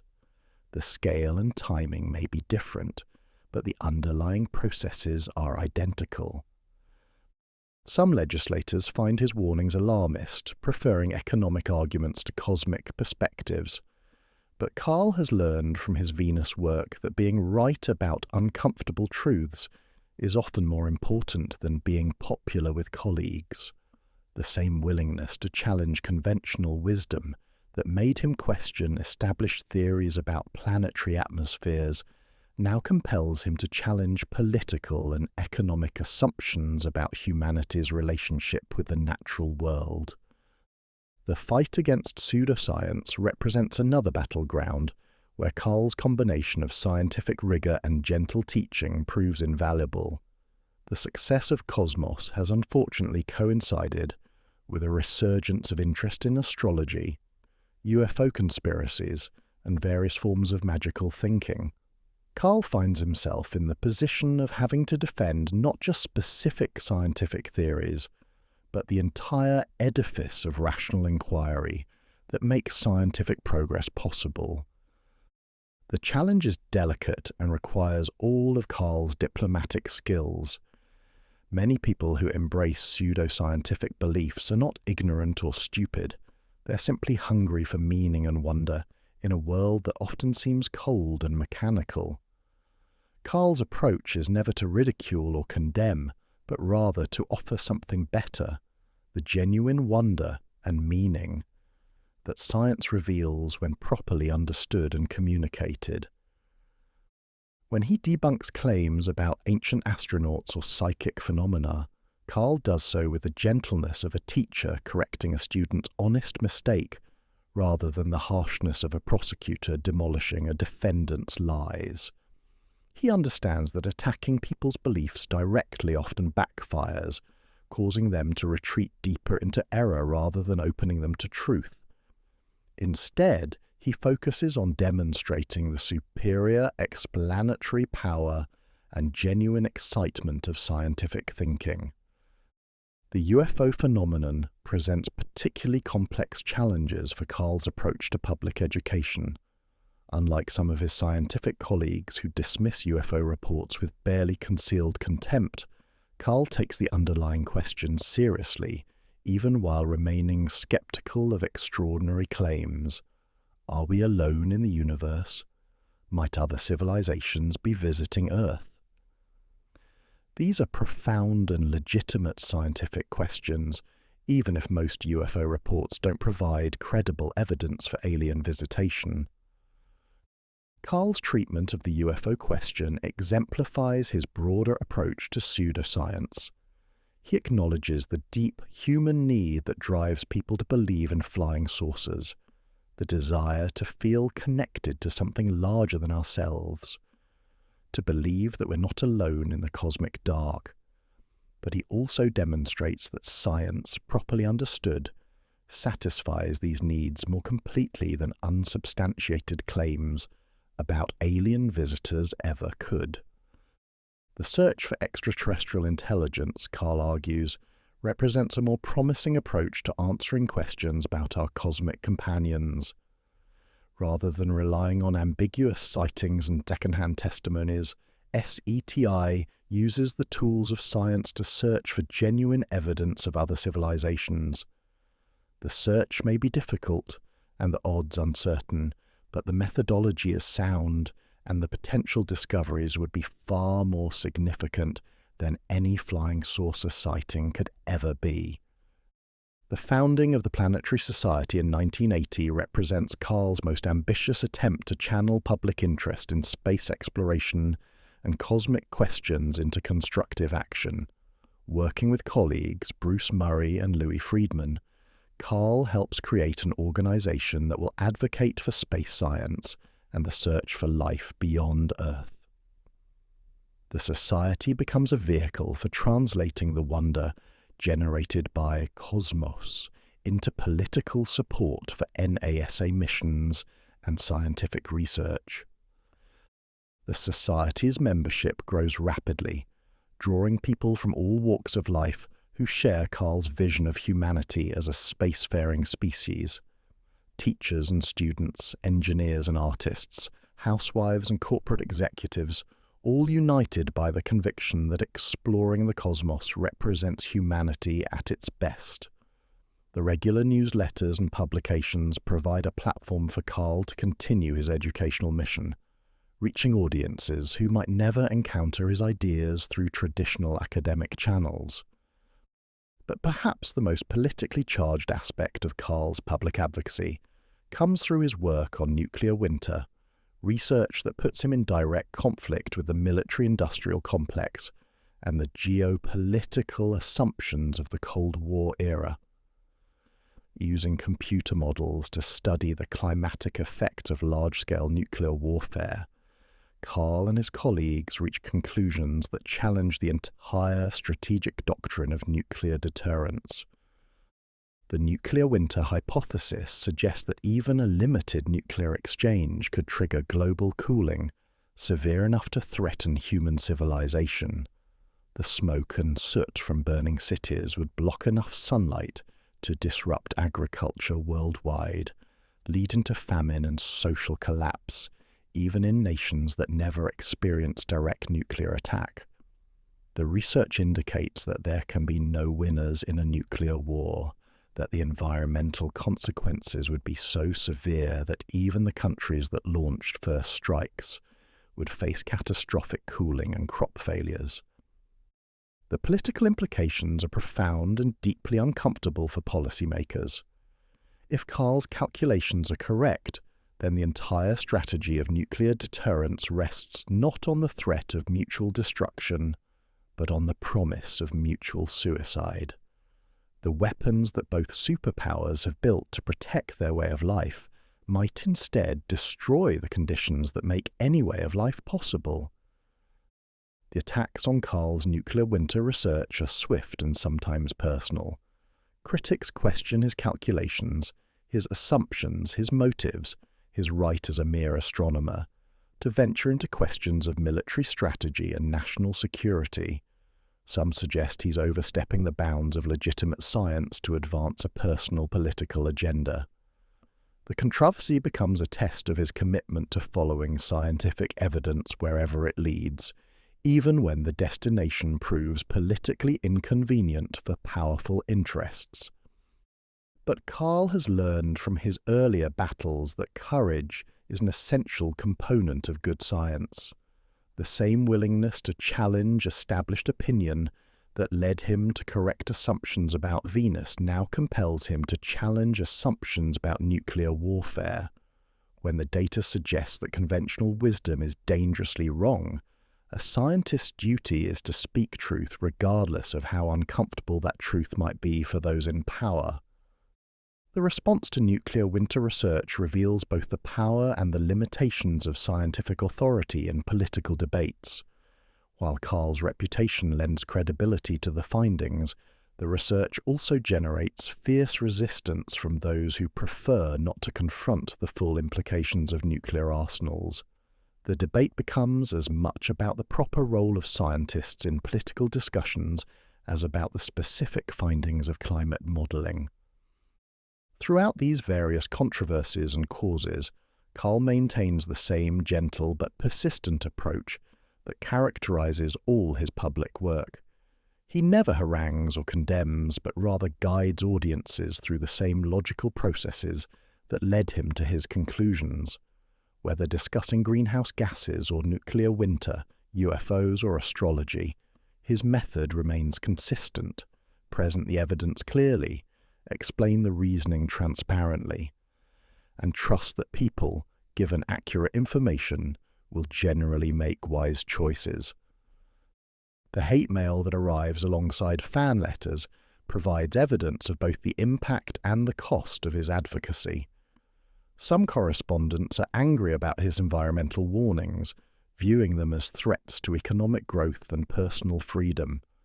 Others resent his challenges to their beliefs in psychic phenomena or ancient astronauts. Military contractors and their supporters attack his nuclear winter research as unpatriotic or naively pacifist.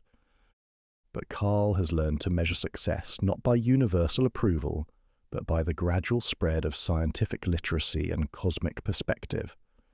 Every letter from a teacher whose students have become more curious about science, every young person inspired to pursue a career in research, every policymaker who considers environmental evidence in their decisions, these represent victories in the larger campaign to help humanity make wise choices about its future.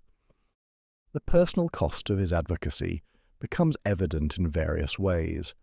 Academic colleagues sometimes express concern that his political activities compromise his scientific credibility. The time spent on public education and policy issues inevitably reduces the hours available for original research. The constant travel required for speaking engagements and congressional testimony takes him away from the laboratory work that first established his scientific reputation. Yet Carl seems to understand intuitively that his role has evolved beyond that of a conventional academic scientist. The success of Cosmos has given him a platform and a responsibility that transcends traditional disciplinary boundaries. In an era when scientific issues increasingly impact political decisions, someone must help bridge the gap between specialized knowledge and public understanding. Carl has become that bridge, willingly accepting the burdens that come with the privilege of being heard.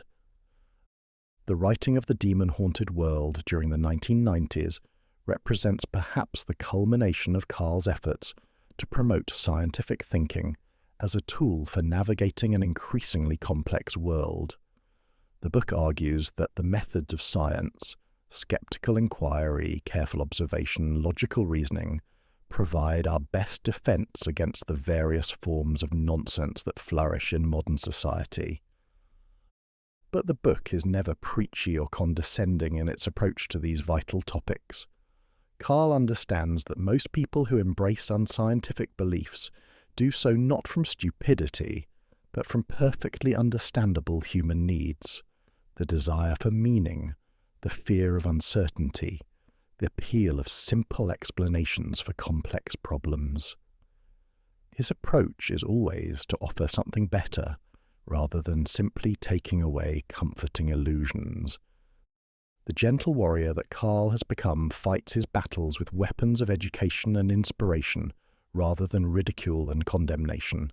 His victories are measured not in opponents defeated, but in minds opened, not in beliefs destroyed, but in wonder kindled. The boy who once challenged his teachers about the movement of the sun has become a teacher who helps millions of people challenge their own assumptions with the same spirit of loving curiosity that drives all genuine scientific inquiry. By the end of the 1980s, Carl has established himself as something unique in American culture, a scientist advocate whose gentle authority extends far beyond his original field of expertise. The rebel who once questioned everything has evolved into a guide who helps others question with wisdom and wonder. Someone who can help humanity navigate the difficult transition from a species that simply exists on Earth to one that consciously chooses its future among the stars. Picture a winter evening in 1994 and imagine Carl Sagan sitting in his favourite chair by the window of his Ithaca home, watching snow fall softly across the landscape he has come to love. At 60 years old, he carries himself with the quiet dignity of someone who has spent a lifetime translating the mysteries of the cosmos into language that speaks to human hearts.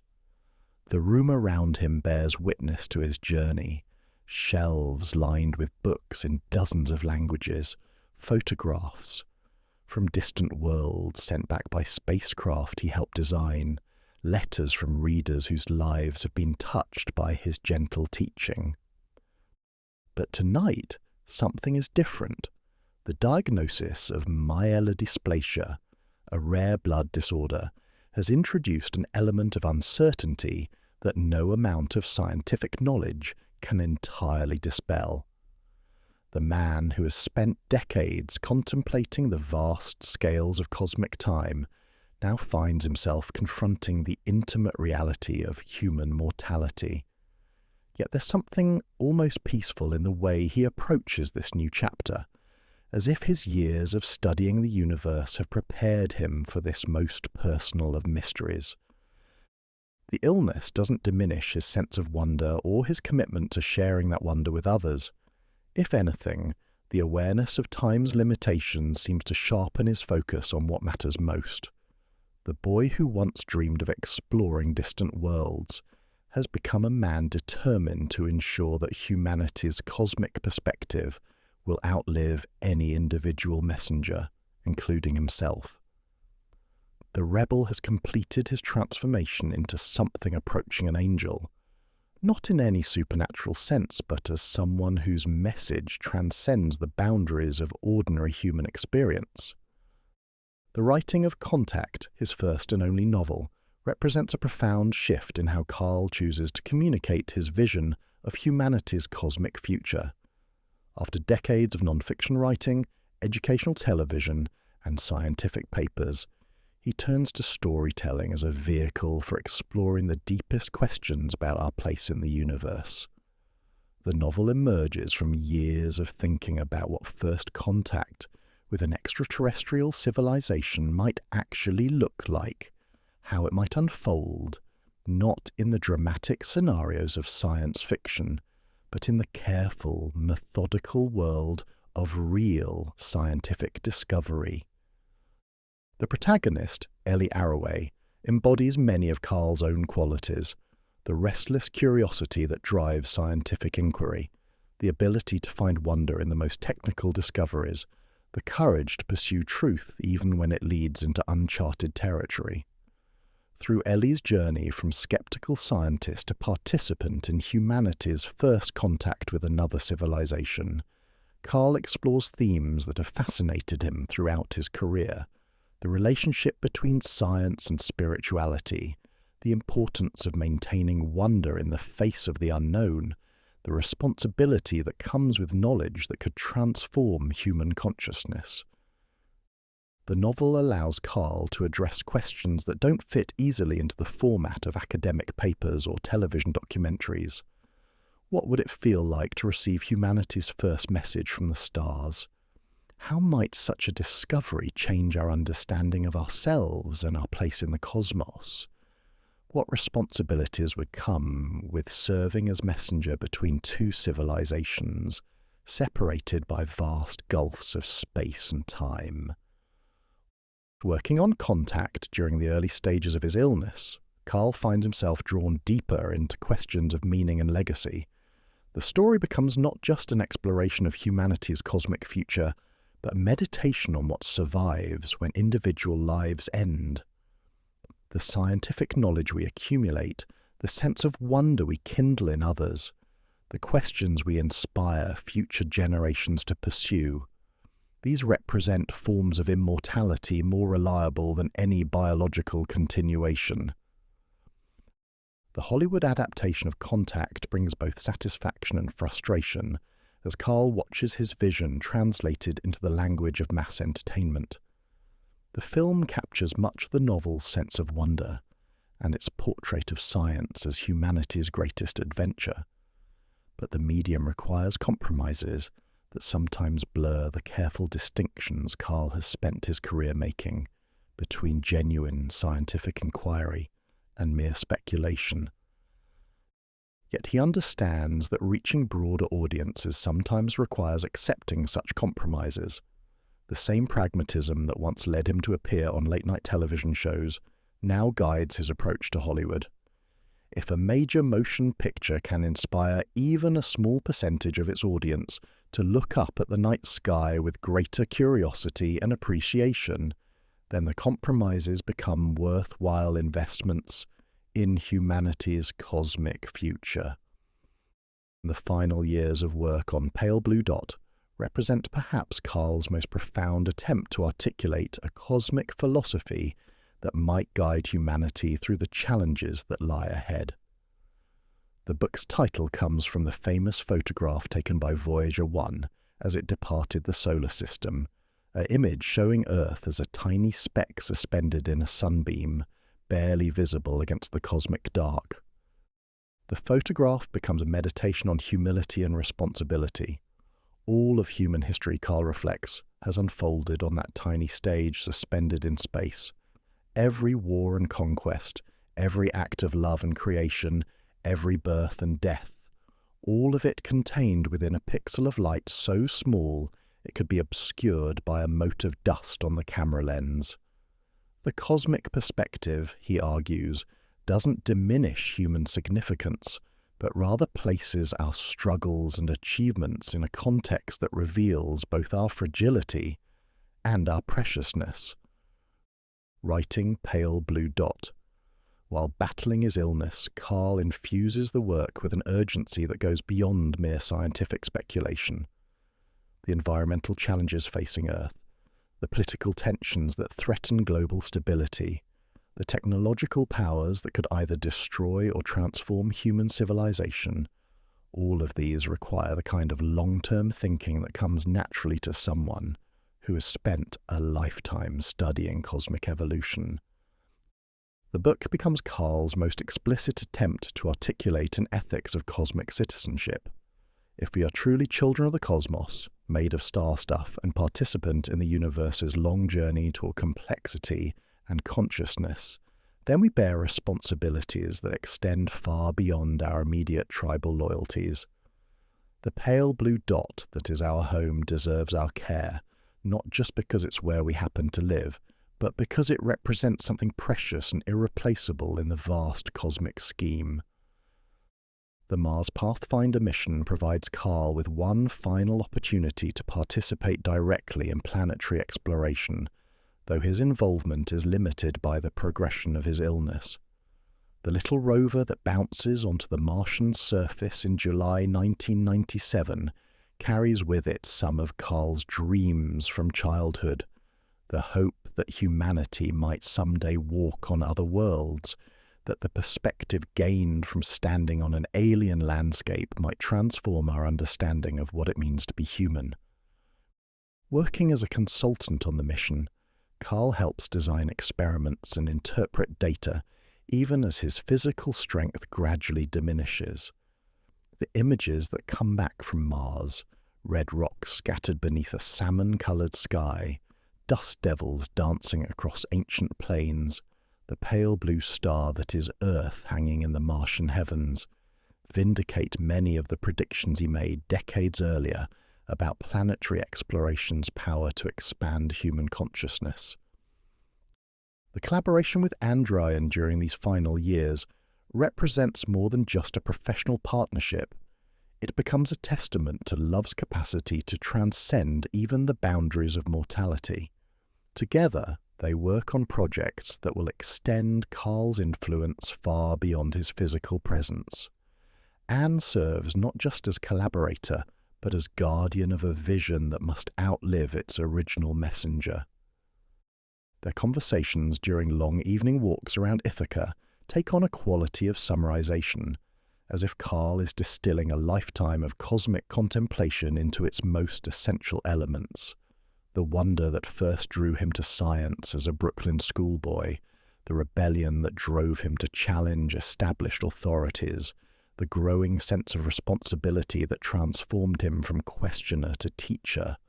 All of these threads weave together into something approaching wisdom. The interviews and writings from Carl's final months carry a quality of peaceful urgency, as if he's racing to ensure that his most important insights reach the audiences who need them most. The cosmic perspective that once seemed like an abstract philosophical position now feels like practical wisdom for a species facing unprecedented challenges. Understanding our place in the universe, Carl argues, isn't just intellectually satisfying, it's essential for our survival and flourishing as a conscious species. The December morning when Carl's body finally surrenders to illness marks the end of one phase of his influence, but not the end of his message. The man who spent his career studying the universe's tendency toward increasing complexity and consciousness has himself become part of that tendency, his ideas and inspiration continuing to propagate through the minds he touched and the institutions he helped create. The immediate response to news of his death reveals the extent to which Carl had transcended the usual boundaries of scientific celebrity. Letters pour in not just from scientists and educators, but from ordinary people who describe how his work helped them navigate personal crises, find meaning in difficult circumstances, or simply maintain a sense of wonder in a world that often seems designed to crush curiosity and imagination. The memorials and tributes that follow emphasize not just Carl's scientific achievements, but his unique ability to serve as translator between the technical world of research and the broader human need for meaning and connection. Colleagues remember him as someone who never forgot that science, at its heart, is a deeply human endeavor driven by the same curiosity and wonder that leads children to ask endless questions about how the world works.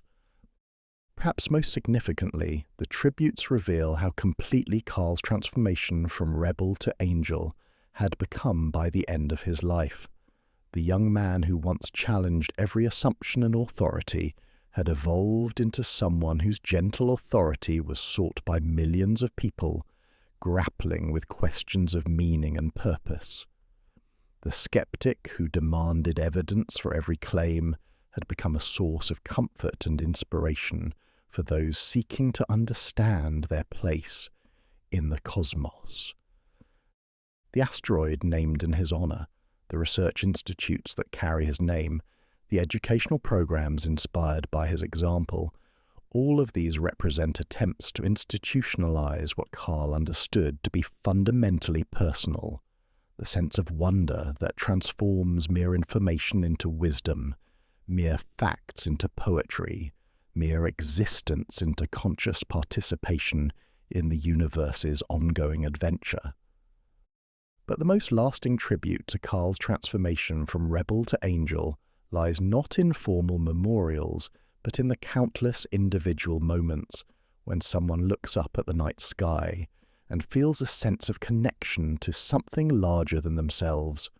Every child who becomes curious about science after watching Cosmos, every person who finds comfort in understanding their cosmic heritage, every teacher who kindles wonder in students, all of these represent the continuation of Carl's message through new voices and fresh perspectives.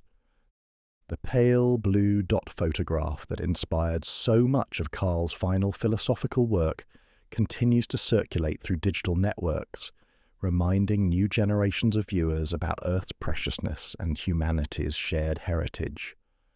The image serves as a visual summary of Carl's entire career, the application of scientific tools to reveal truths that are simultaneously humbling and inspiring, technical and poetic, universal and deeply personal. In the end, Carl's transcendence of mortality through message represents the fulfillment of humanity's oldest dream of conquest over death, not through supernatural intervention or technological life extension, but through the simple act of sharing ideas that outlive their originators and continue to influence human consciousness long after their first expression. The boy who once questioned why the stars shine had become a star himself, a source of light that continues to illuminate human understanding even after its original source has faded from direct view. Picture a quiet library somewhere in the world on any given evening, and imagine a young person discovering Cosmos for the first time. Perhaps it's a teenager in Mumbai pulling the worn paperback from a dusty shelf, or a college student in São Paulo browsing through her grandfather's book collection, or a curious child in Stockholm whose teacher recommended it after noticing her fascination with the stars. The moment when that reader opens to the first chapter and encounters Carl's gentle invitation to come with me on a journey through space and time represents a continuation of something that began decades ago in a Brooklyn boy's restless curiosity about the night sky. This is how legacies truly work, not through monuments or formal institutions, though those have their place, but through the quiet moments when one curious mind kindles wonder in another. Carl Sagan's transformation from rebel to angel finds its ultimate expression not in any single achievement, but in this endless ripple effect of inspiration spreading through human consciousness, touching lives in ways he could never have anticipated or measured. The years following Carl's death in December 1996 reveal the full scope of his transformation and the durability of his message, Androyan carrying forward their shared vision with the devotion of someone who understood both the man and his mission, works tirelessly to ensure that Carl's voice continues to reach new audiences. The posthumous publications, billions and billions, the varieties of scientific experience, extend conversations that death interrupted but could not silence. These final works carry a quality of distilled wisdom, as if Carl's awareness of mortality had focused his thinking on what matters most. Billions and Billions weaves together reflections on everything from the greenhouse effect to the meaning of life. Each essay, a gentle meditation on humanity's place in the cosmic scheme. The book reveals how completely Carl's early rebellion against narrow thinking had evolved into a mature philosophy that embraces both scientific rigor and profound humility before the mystery of existence. The varieties of scientific experience, assembled from Carl's Gifford lectures on natural theology, addresses perhaps the deepest questions that drove his lifelong quest for understanding. Here is the boy who once questioned religious teachings in Hebrew school, now a man grappling with the relationship between scientific knowledge and spiritual meaning. But his approach remains true to the transformation he underwent, not dismissive of human spiritual needs, but offering something deeper and more satisfying than conventional religion could provide. The lectures reveal Carl's understanding that science, far from diminishing the sacred, actually reveals it in forms more magnificent than any human mythology had dared imagine. The same atomic processes that power stars also sustain every living cell on Earth. The same gravitational forces that hold galaxies together also govern the gentle fall of autumn leaves. The universe revealed by scientific inquiry is not cold and mechanical, but alive with connections and relationships that link every conscious being to the cosmos that gave them birth. Anne's role in preserving and extending Carl's influence cannot be overstated. Her work on projects like the 2014 reboot of Cosmos ensures that his message reaches new generations in forms that speak to contemporary concerns and sensibilities. The collaboration between them had always been more than professional, and in the years after his death, it becomes a kind of sacred trust, the responsibility to ensure that the cosmic perspective they develop together continues to illuminate human understanding. The Carl Sagan Institute, established at Cornell University, represents an attempt to institutionalize Carl's approach to the search for life beyond Earth. But more than just a research facility, the Institute embodies his conviction that the question of whether we are alone in the universe is too important to be left to specialists.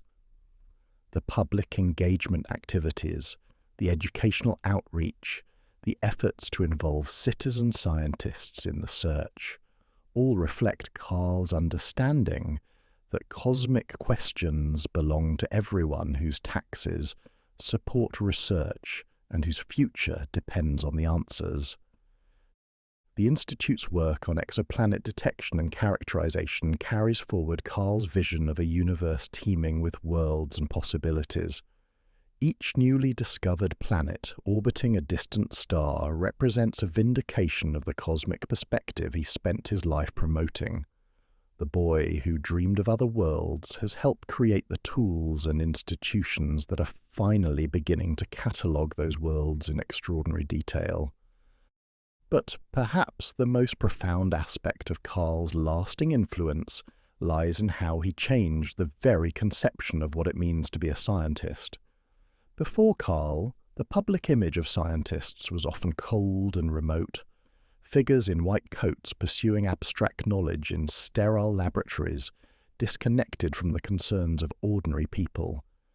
Carl transformed that image by demonstrating that the greatest scientists are often the most human, driven by the same curiosity and wonder that leads children to ask endless questions about how the world works.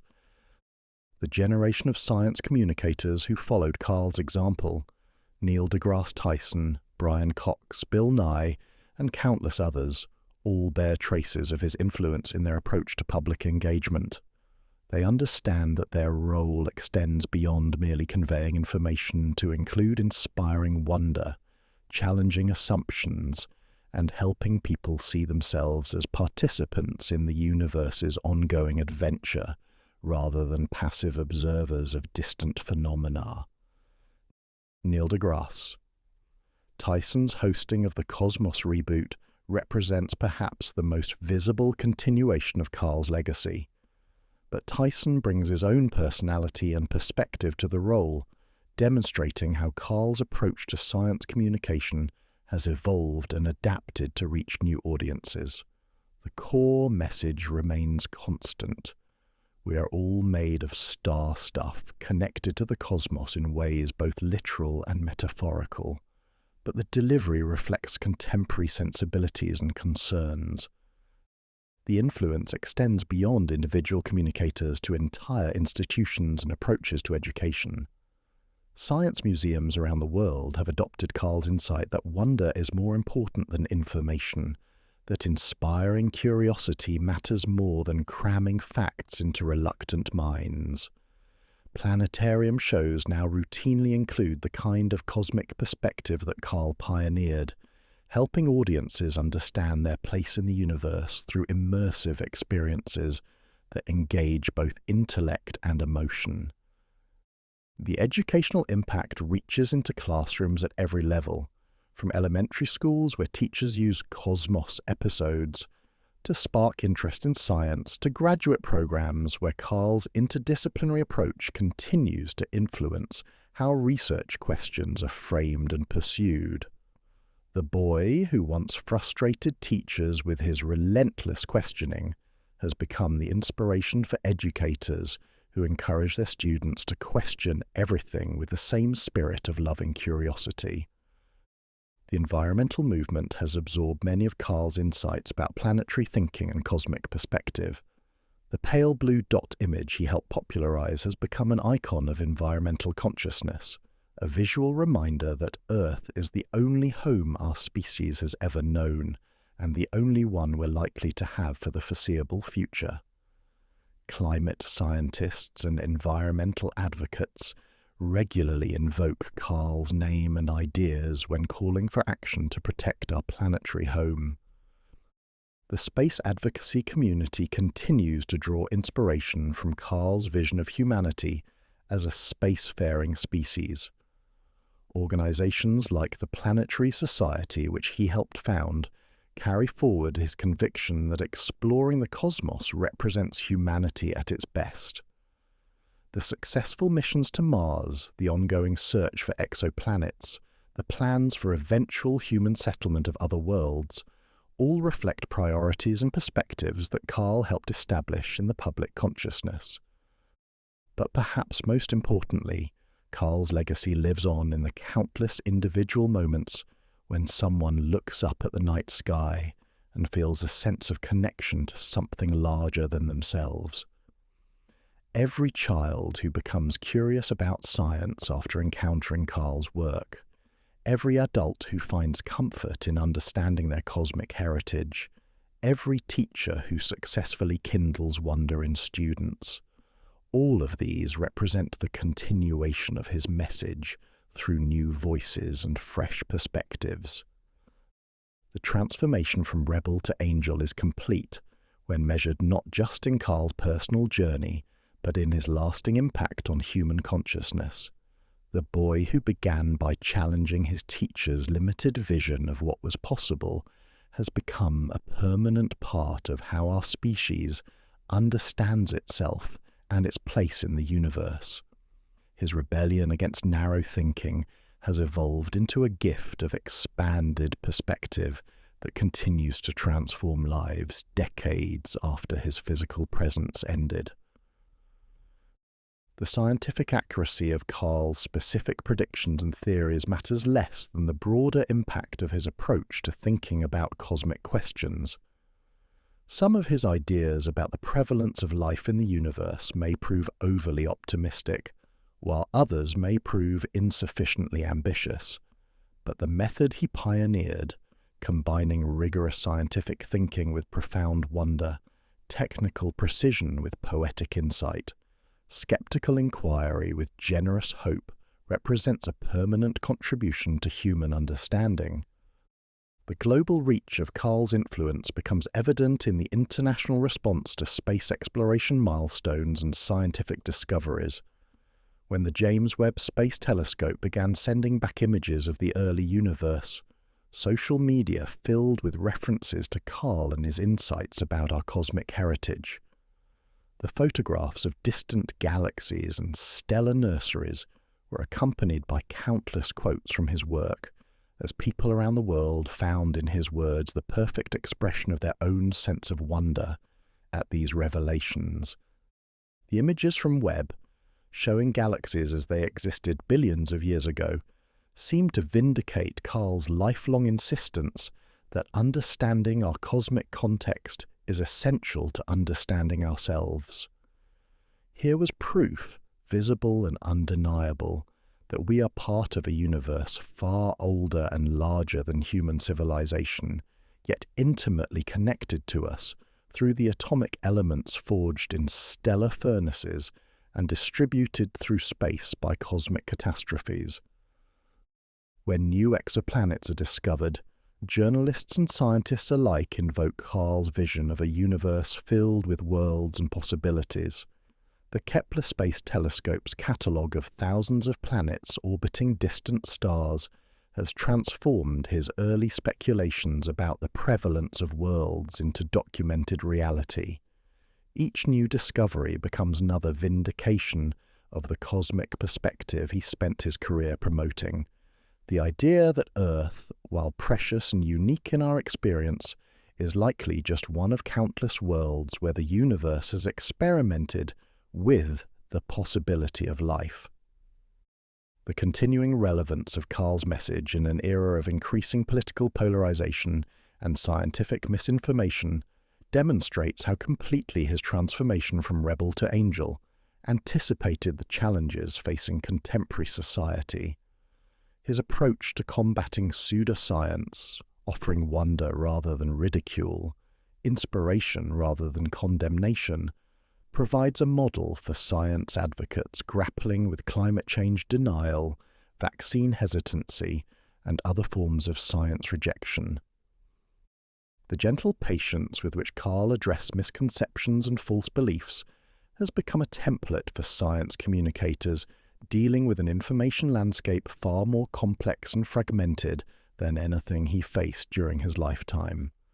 Social media has democratized both the spread of knowledge and the proliferation of misinformation, creating challenges that require exactly the kind of thoughtful, empathetic approach that Carl pioneered in his interactions with UFO believers and astrology enthusiasts.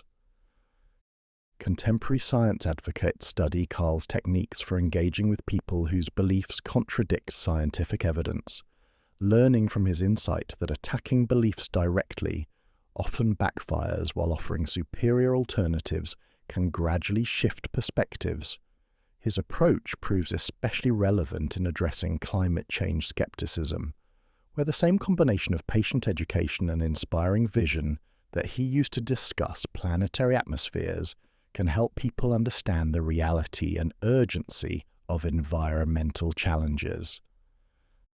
The gentle authority that Carl developed during his lifetime continues to resonate, because it was based not on claims to superior intelligence or moral purity, but on genuine love for the process of discovery and sincere desire to share the joy of understanding with anyone willing to listen. His credibility came from his willingness to admit uncertainty, to change his mind when presented with new evidence, and to maintain humility before the vastness of what remains unknown. The asteroid named 2709 Sagan, the research programs that carry his name, the awards given in his honor, all of these represent formal recognitions of his contributions to science and science communication.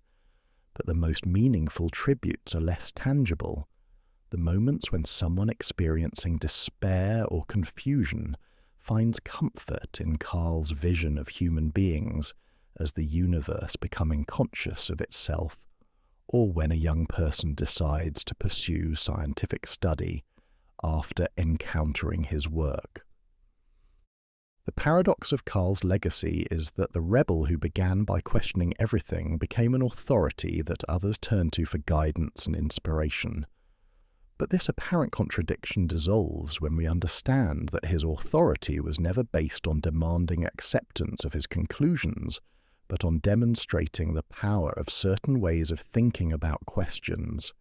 His gift to humanity was not a set of answers, but a method for asking better questions. The boy who stood on a Brooklyn rooftop wondering about the stars became a man whose wondering transformed how millions of people think about their place in the cosmos. The rebel who challenged every assumption became an angel whose message continues to expand human consciousness. The transformation was complete, not when Carl achieved fame or recognition, but when his curiosity became infectious, when his wonder became a gift he could share with anyone willing to receive it. In the end, Carl Sagan's journey from rebel to angel represents something larger than any individual biography. It embodies humanity's own potential transformation from a species that merely exists on one small planet to one that consciously chooses its destiny among the stars. His life demonstrates that the highest form of rebellion against limitations and narrow thinking is not destruction but creation. The patient work of building new ways of understanding that can outlast any individual messenger and continue growing through every mind they touch. The eternal angel that Carl became exists not in any supernatural realm, but in the ongoing human conversation about meaning, purpose, and possibility. Every time someone looks up at the night sky with wonder, every time a teacher inspires curiosity in a student, every time scientific thinking helps solve human problems, the transformation continues, the message spreads, and the boy who dreamed of touching the stars helps others reach toward those same infinite possibilities. Picture, if you will, the night sky on any clear evening, anywhere in the world. The same stars that sparked wonder in a Brooklyn boy's restless imagination continue to shine down on new generations of curious minds. In Sao Paulo or Stockholm, in Mumbai or Minneapolis, children still look up and ask the eternal questions. What are those lights? How far away are they? Are we alone among them? And in that moment of questioning, something of Carl Sagan's spirit stirs again, as if his transformation from rebel to angel continues through every curious soul who refuses to accept that the universe is smaller or less magnificent than it actually is. This is perhaps the most remarkable aspect of Carl's journey, how a single life, begun in the most ordinary circumstances, could expand to touch so many others across cultures and generations. The working-class boy who once felt like an outsider in academic settings became the voice that millions of people turn to when they need to remember their place in the cosmic story. The rebel who challenged every assumption became the teacher whose gentle authority helps others navigate the balance between healthy skepticism and necessary wonder. When we trace the arc of Carl's transformation, we see something that speaks to the deepest possibilities within human nature itself. The same qualities that made him a difficult child, the relentless questioning, the refusal to accept easy answers, the intensity that sometimes overwhelmed those around him, eventually became the foundation for a kind of wisdom that could illuminate the path for countless others seeking meaning in an often confusing world. The rebellion that began in Brooklyn elementary schools, where a young Carl questioned his teachers about the movement of the sun, evolved through decades of scientific training and discovery into something far more precious than mere contrarianism. By the time he reached full maturity as a thinker and communicator, Carl's questioning had been refined into a method for helping others think more clearly about the deepest questions of existence. The boy who once frustrated his teachers had become the teacher who could inspire wonder in millions of students he would never meet personally. The transformation wasn't sudden or dramatic, but rather the gradual evolution of someone who learned to channel rebellion into service, skepticism into education, wonder into wisdom. Each phase of Carl's career built upon the previous one, like sedimentary layers in the geological record he helped us understand. The graduate student who challenged assumptions about Venus became the NASA consultant who helped design missions to other worlds. The academic researcher became the television presenter who could make the cosmos feel intimate and personal. The science communicator became the advocate who used cosmic perspective to address humanity's most pressing challenges. What made Carl's transformation so complete and so influential was his intuitive understanding that the highest form of rebellion against ignorance and narrow thinking is not destruction, but creation, the patient work of building better ways of understanding that can outlast any individual messenger. The rebel who began by tearing down false beliefs evolved into the angel who could construct new frameworks for comprehension, new ways of seeing that expanded rather than diminished human possibility.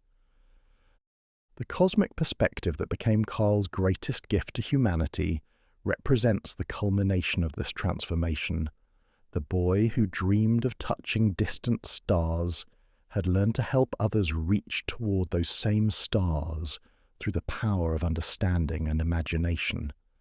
When Carl spoke of humans as star stuff contemplating the stars, he wasn't offering mere poetic metaphor, but scientific fact, transformed into wisdom about our place in the universal story. This perspective provided comfort and guidance to people facing the most personal of struggles, as well as the most cosmic of questions. Readers wrote to tell Carl how his books and television programs helped them through periods of grief, depression, and existential confusion. Teachers reported that sharing his cosmic perspective helped students develop resilience and hope.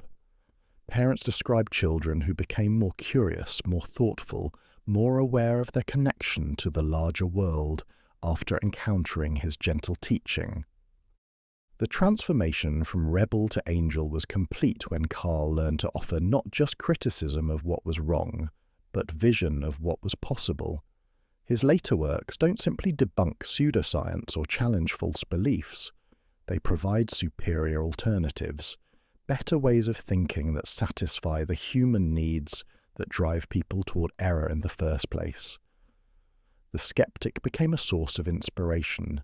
The questioner became a guide.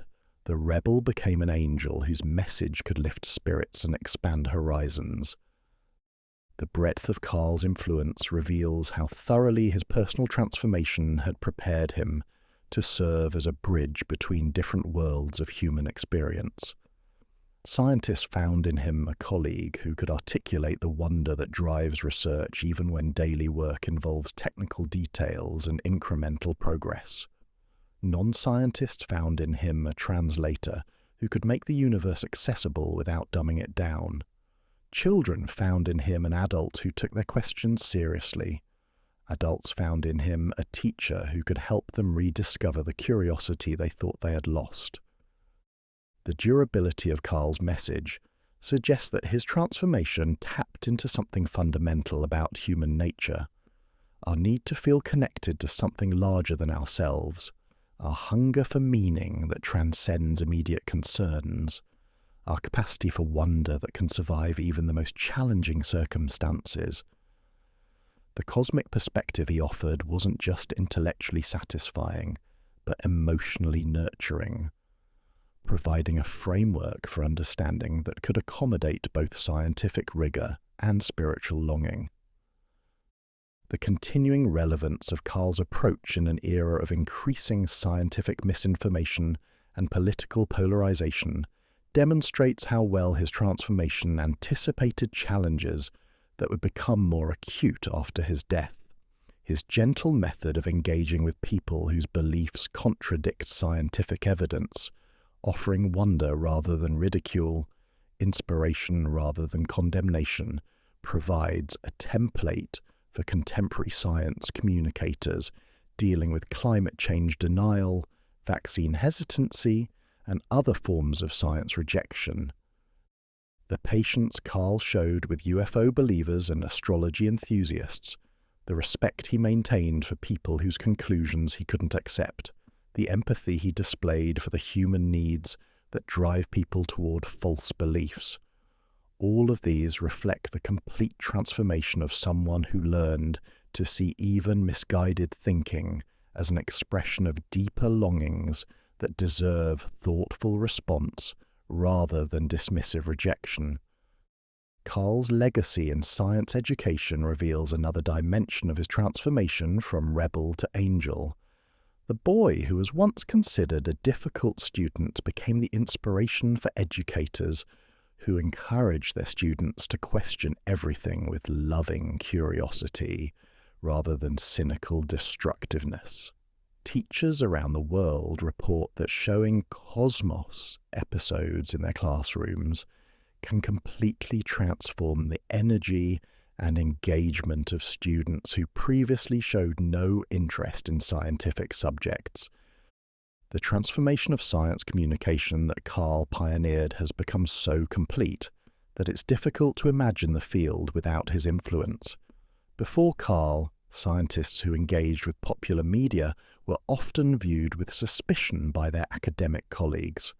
Today, public engagement is increasingly recognized as an essential component of scientific responsibility. The rebel who was once criticized for appearing on television became the model that contemporary scientists follow when they seek to share their discoveries with broader audiences. The environmental movement has absorbed Carl's insights about planetary thinking and cosmic perspective so thoroughly that his influence is often taken for granted. The pale blue dot photograph and the philosophical framework he built around it have become standard elements of environmental discourse, providing a cosmic context for understanding Earth's preciousness and fragility. Climate scientists regularly invoke his name and ideas when calling for action to protect our planetary home.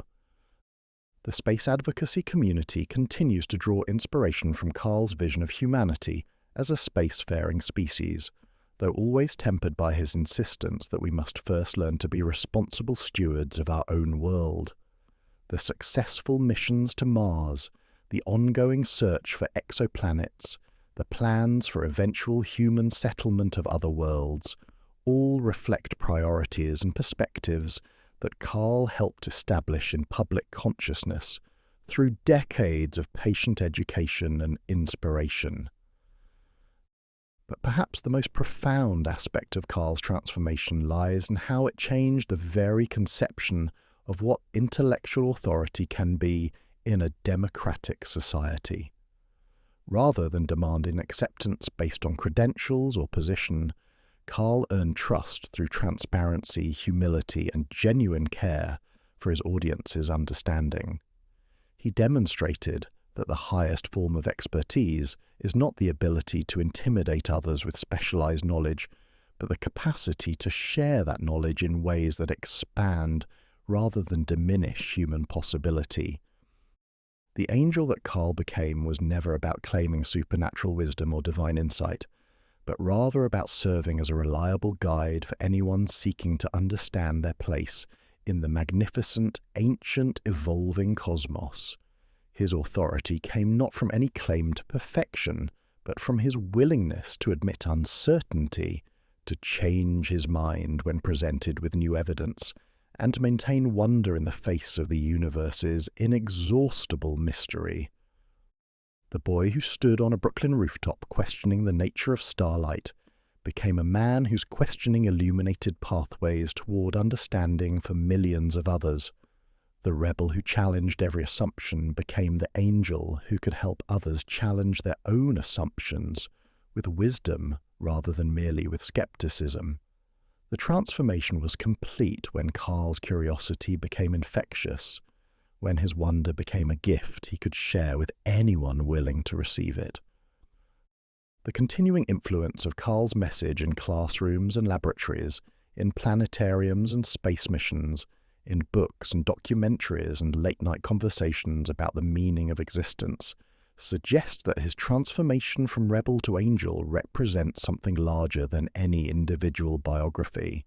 It embodies humanity's own potential evolution from a species that merely reacts to its environment to one that consciously chooses its destiny based on the best available understanding of reality. In the end, Carl Sagan's journey from Brooklyn rebel to cosmic angel offers hope that our highest human qualities, curiosity, wonder, compassion, the drive to understand and to teach, can triumph over our limitations and fears. His life demonstrates that rebellion, when motivated by love rather than resentment, can become a form of service.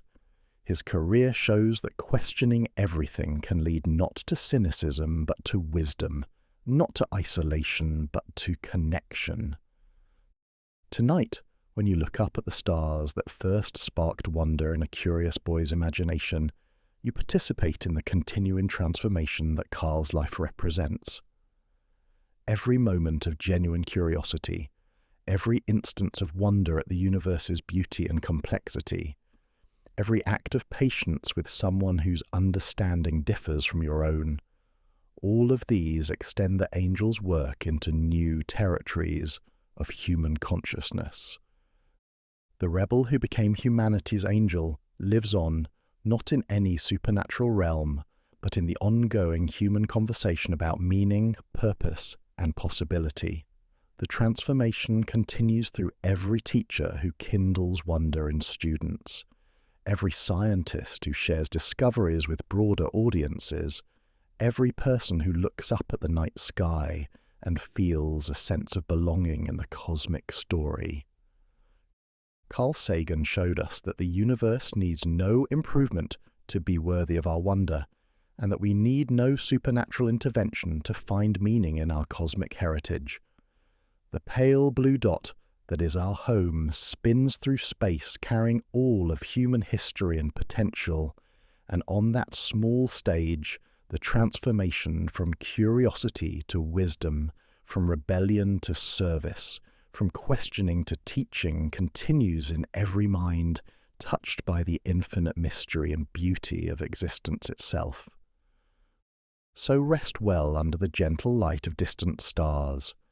Let yourself be held by the same cosmic forces that shaped Carl's journey, from curious child, humanity's guide, the same gravitational embrace that binds us all to our ancient stellar origins.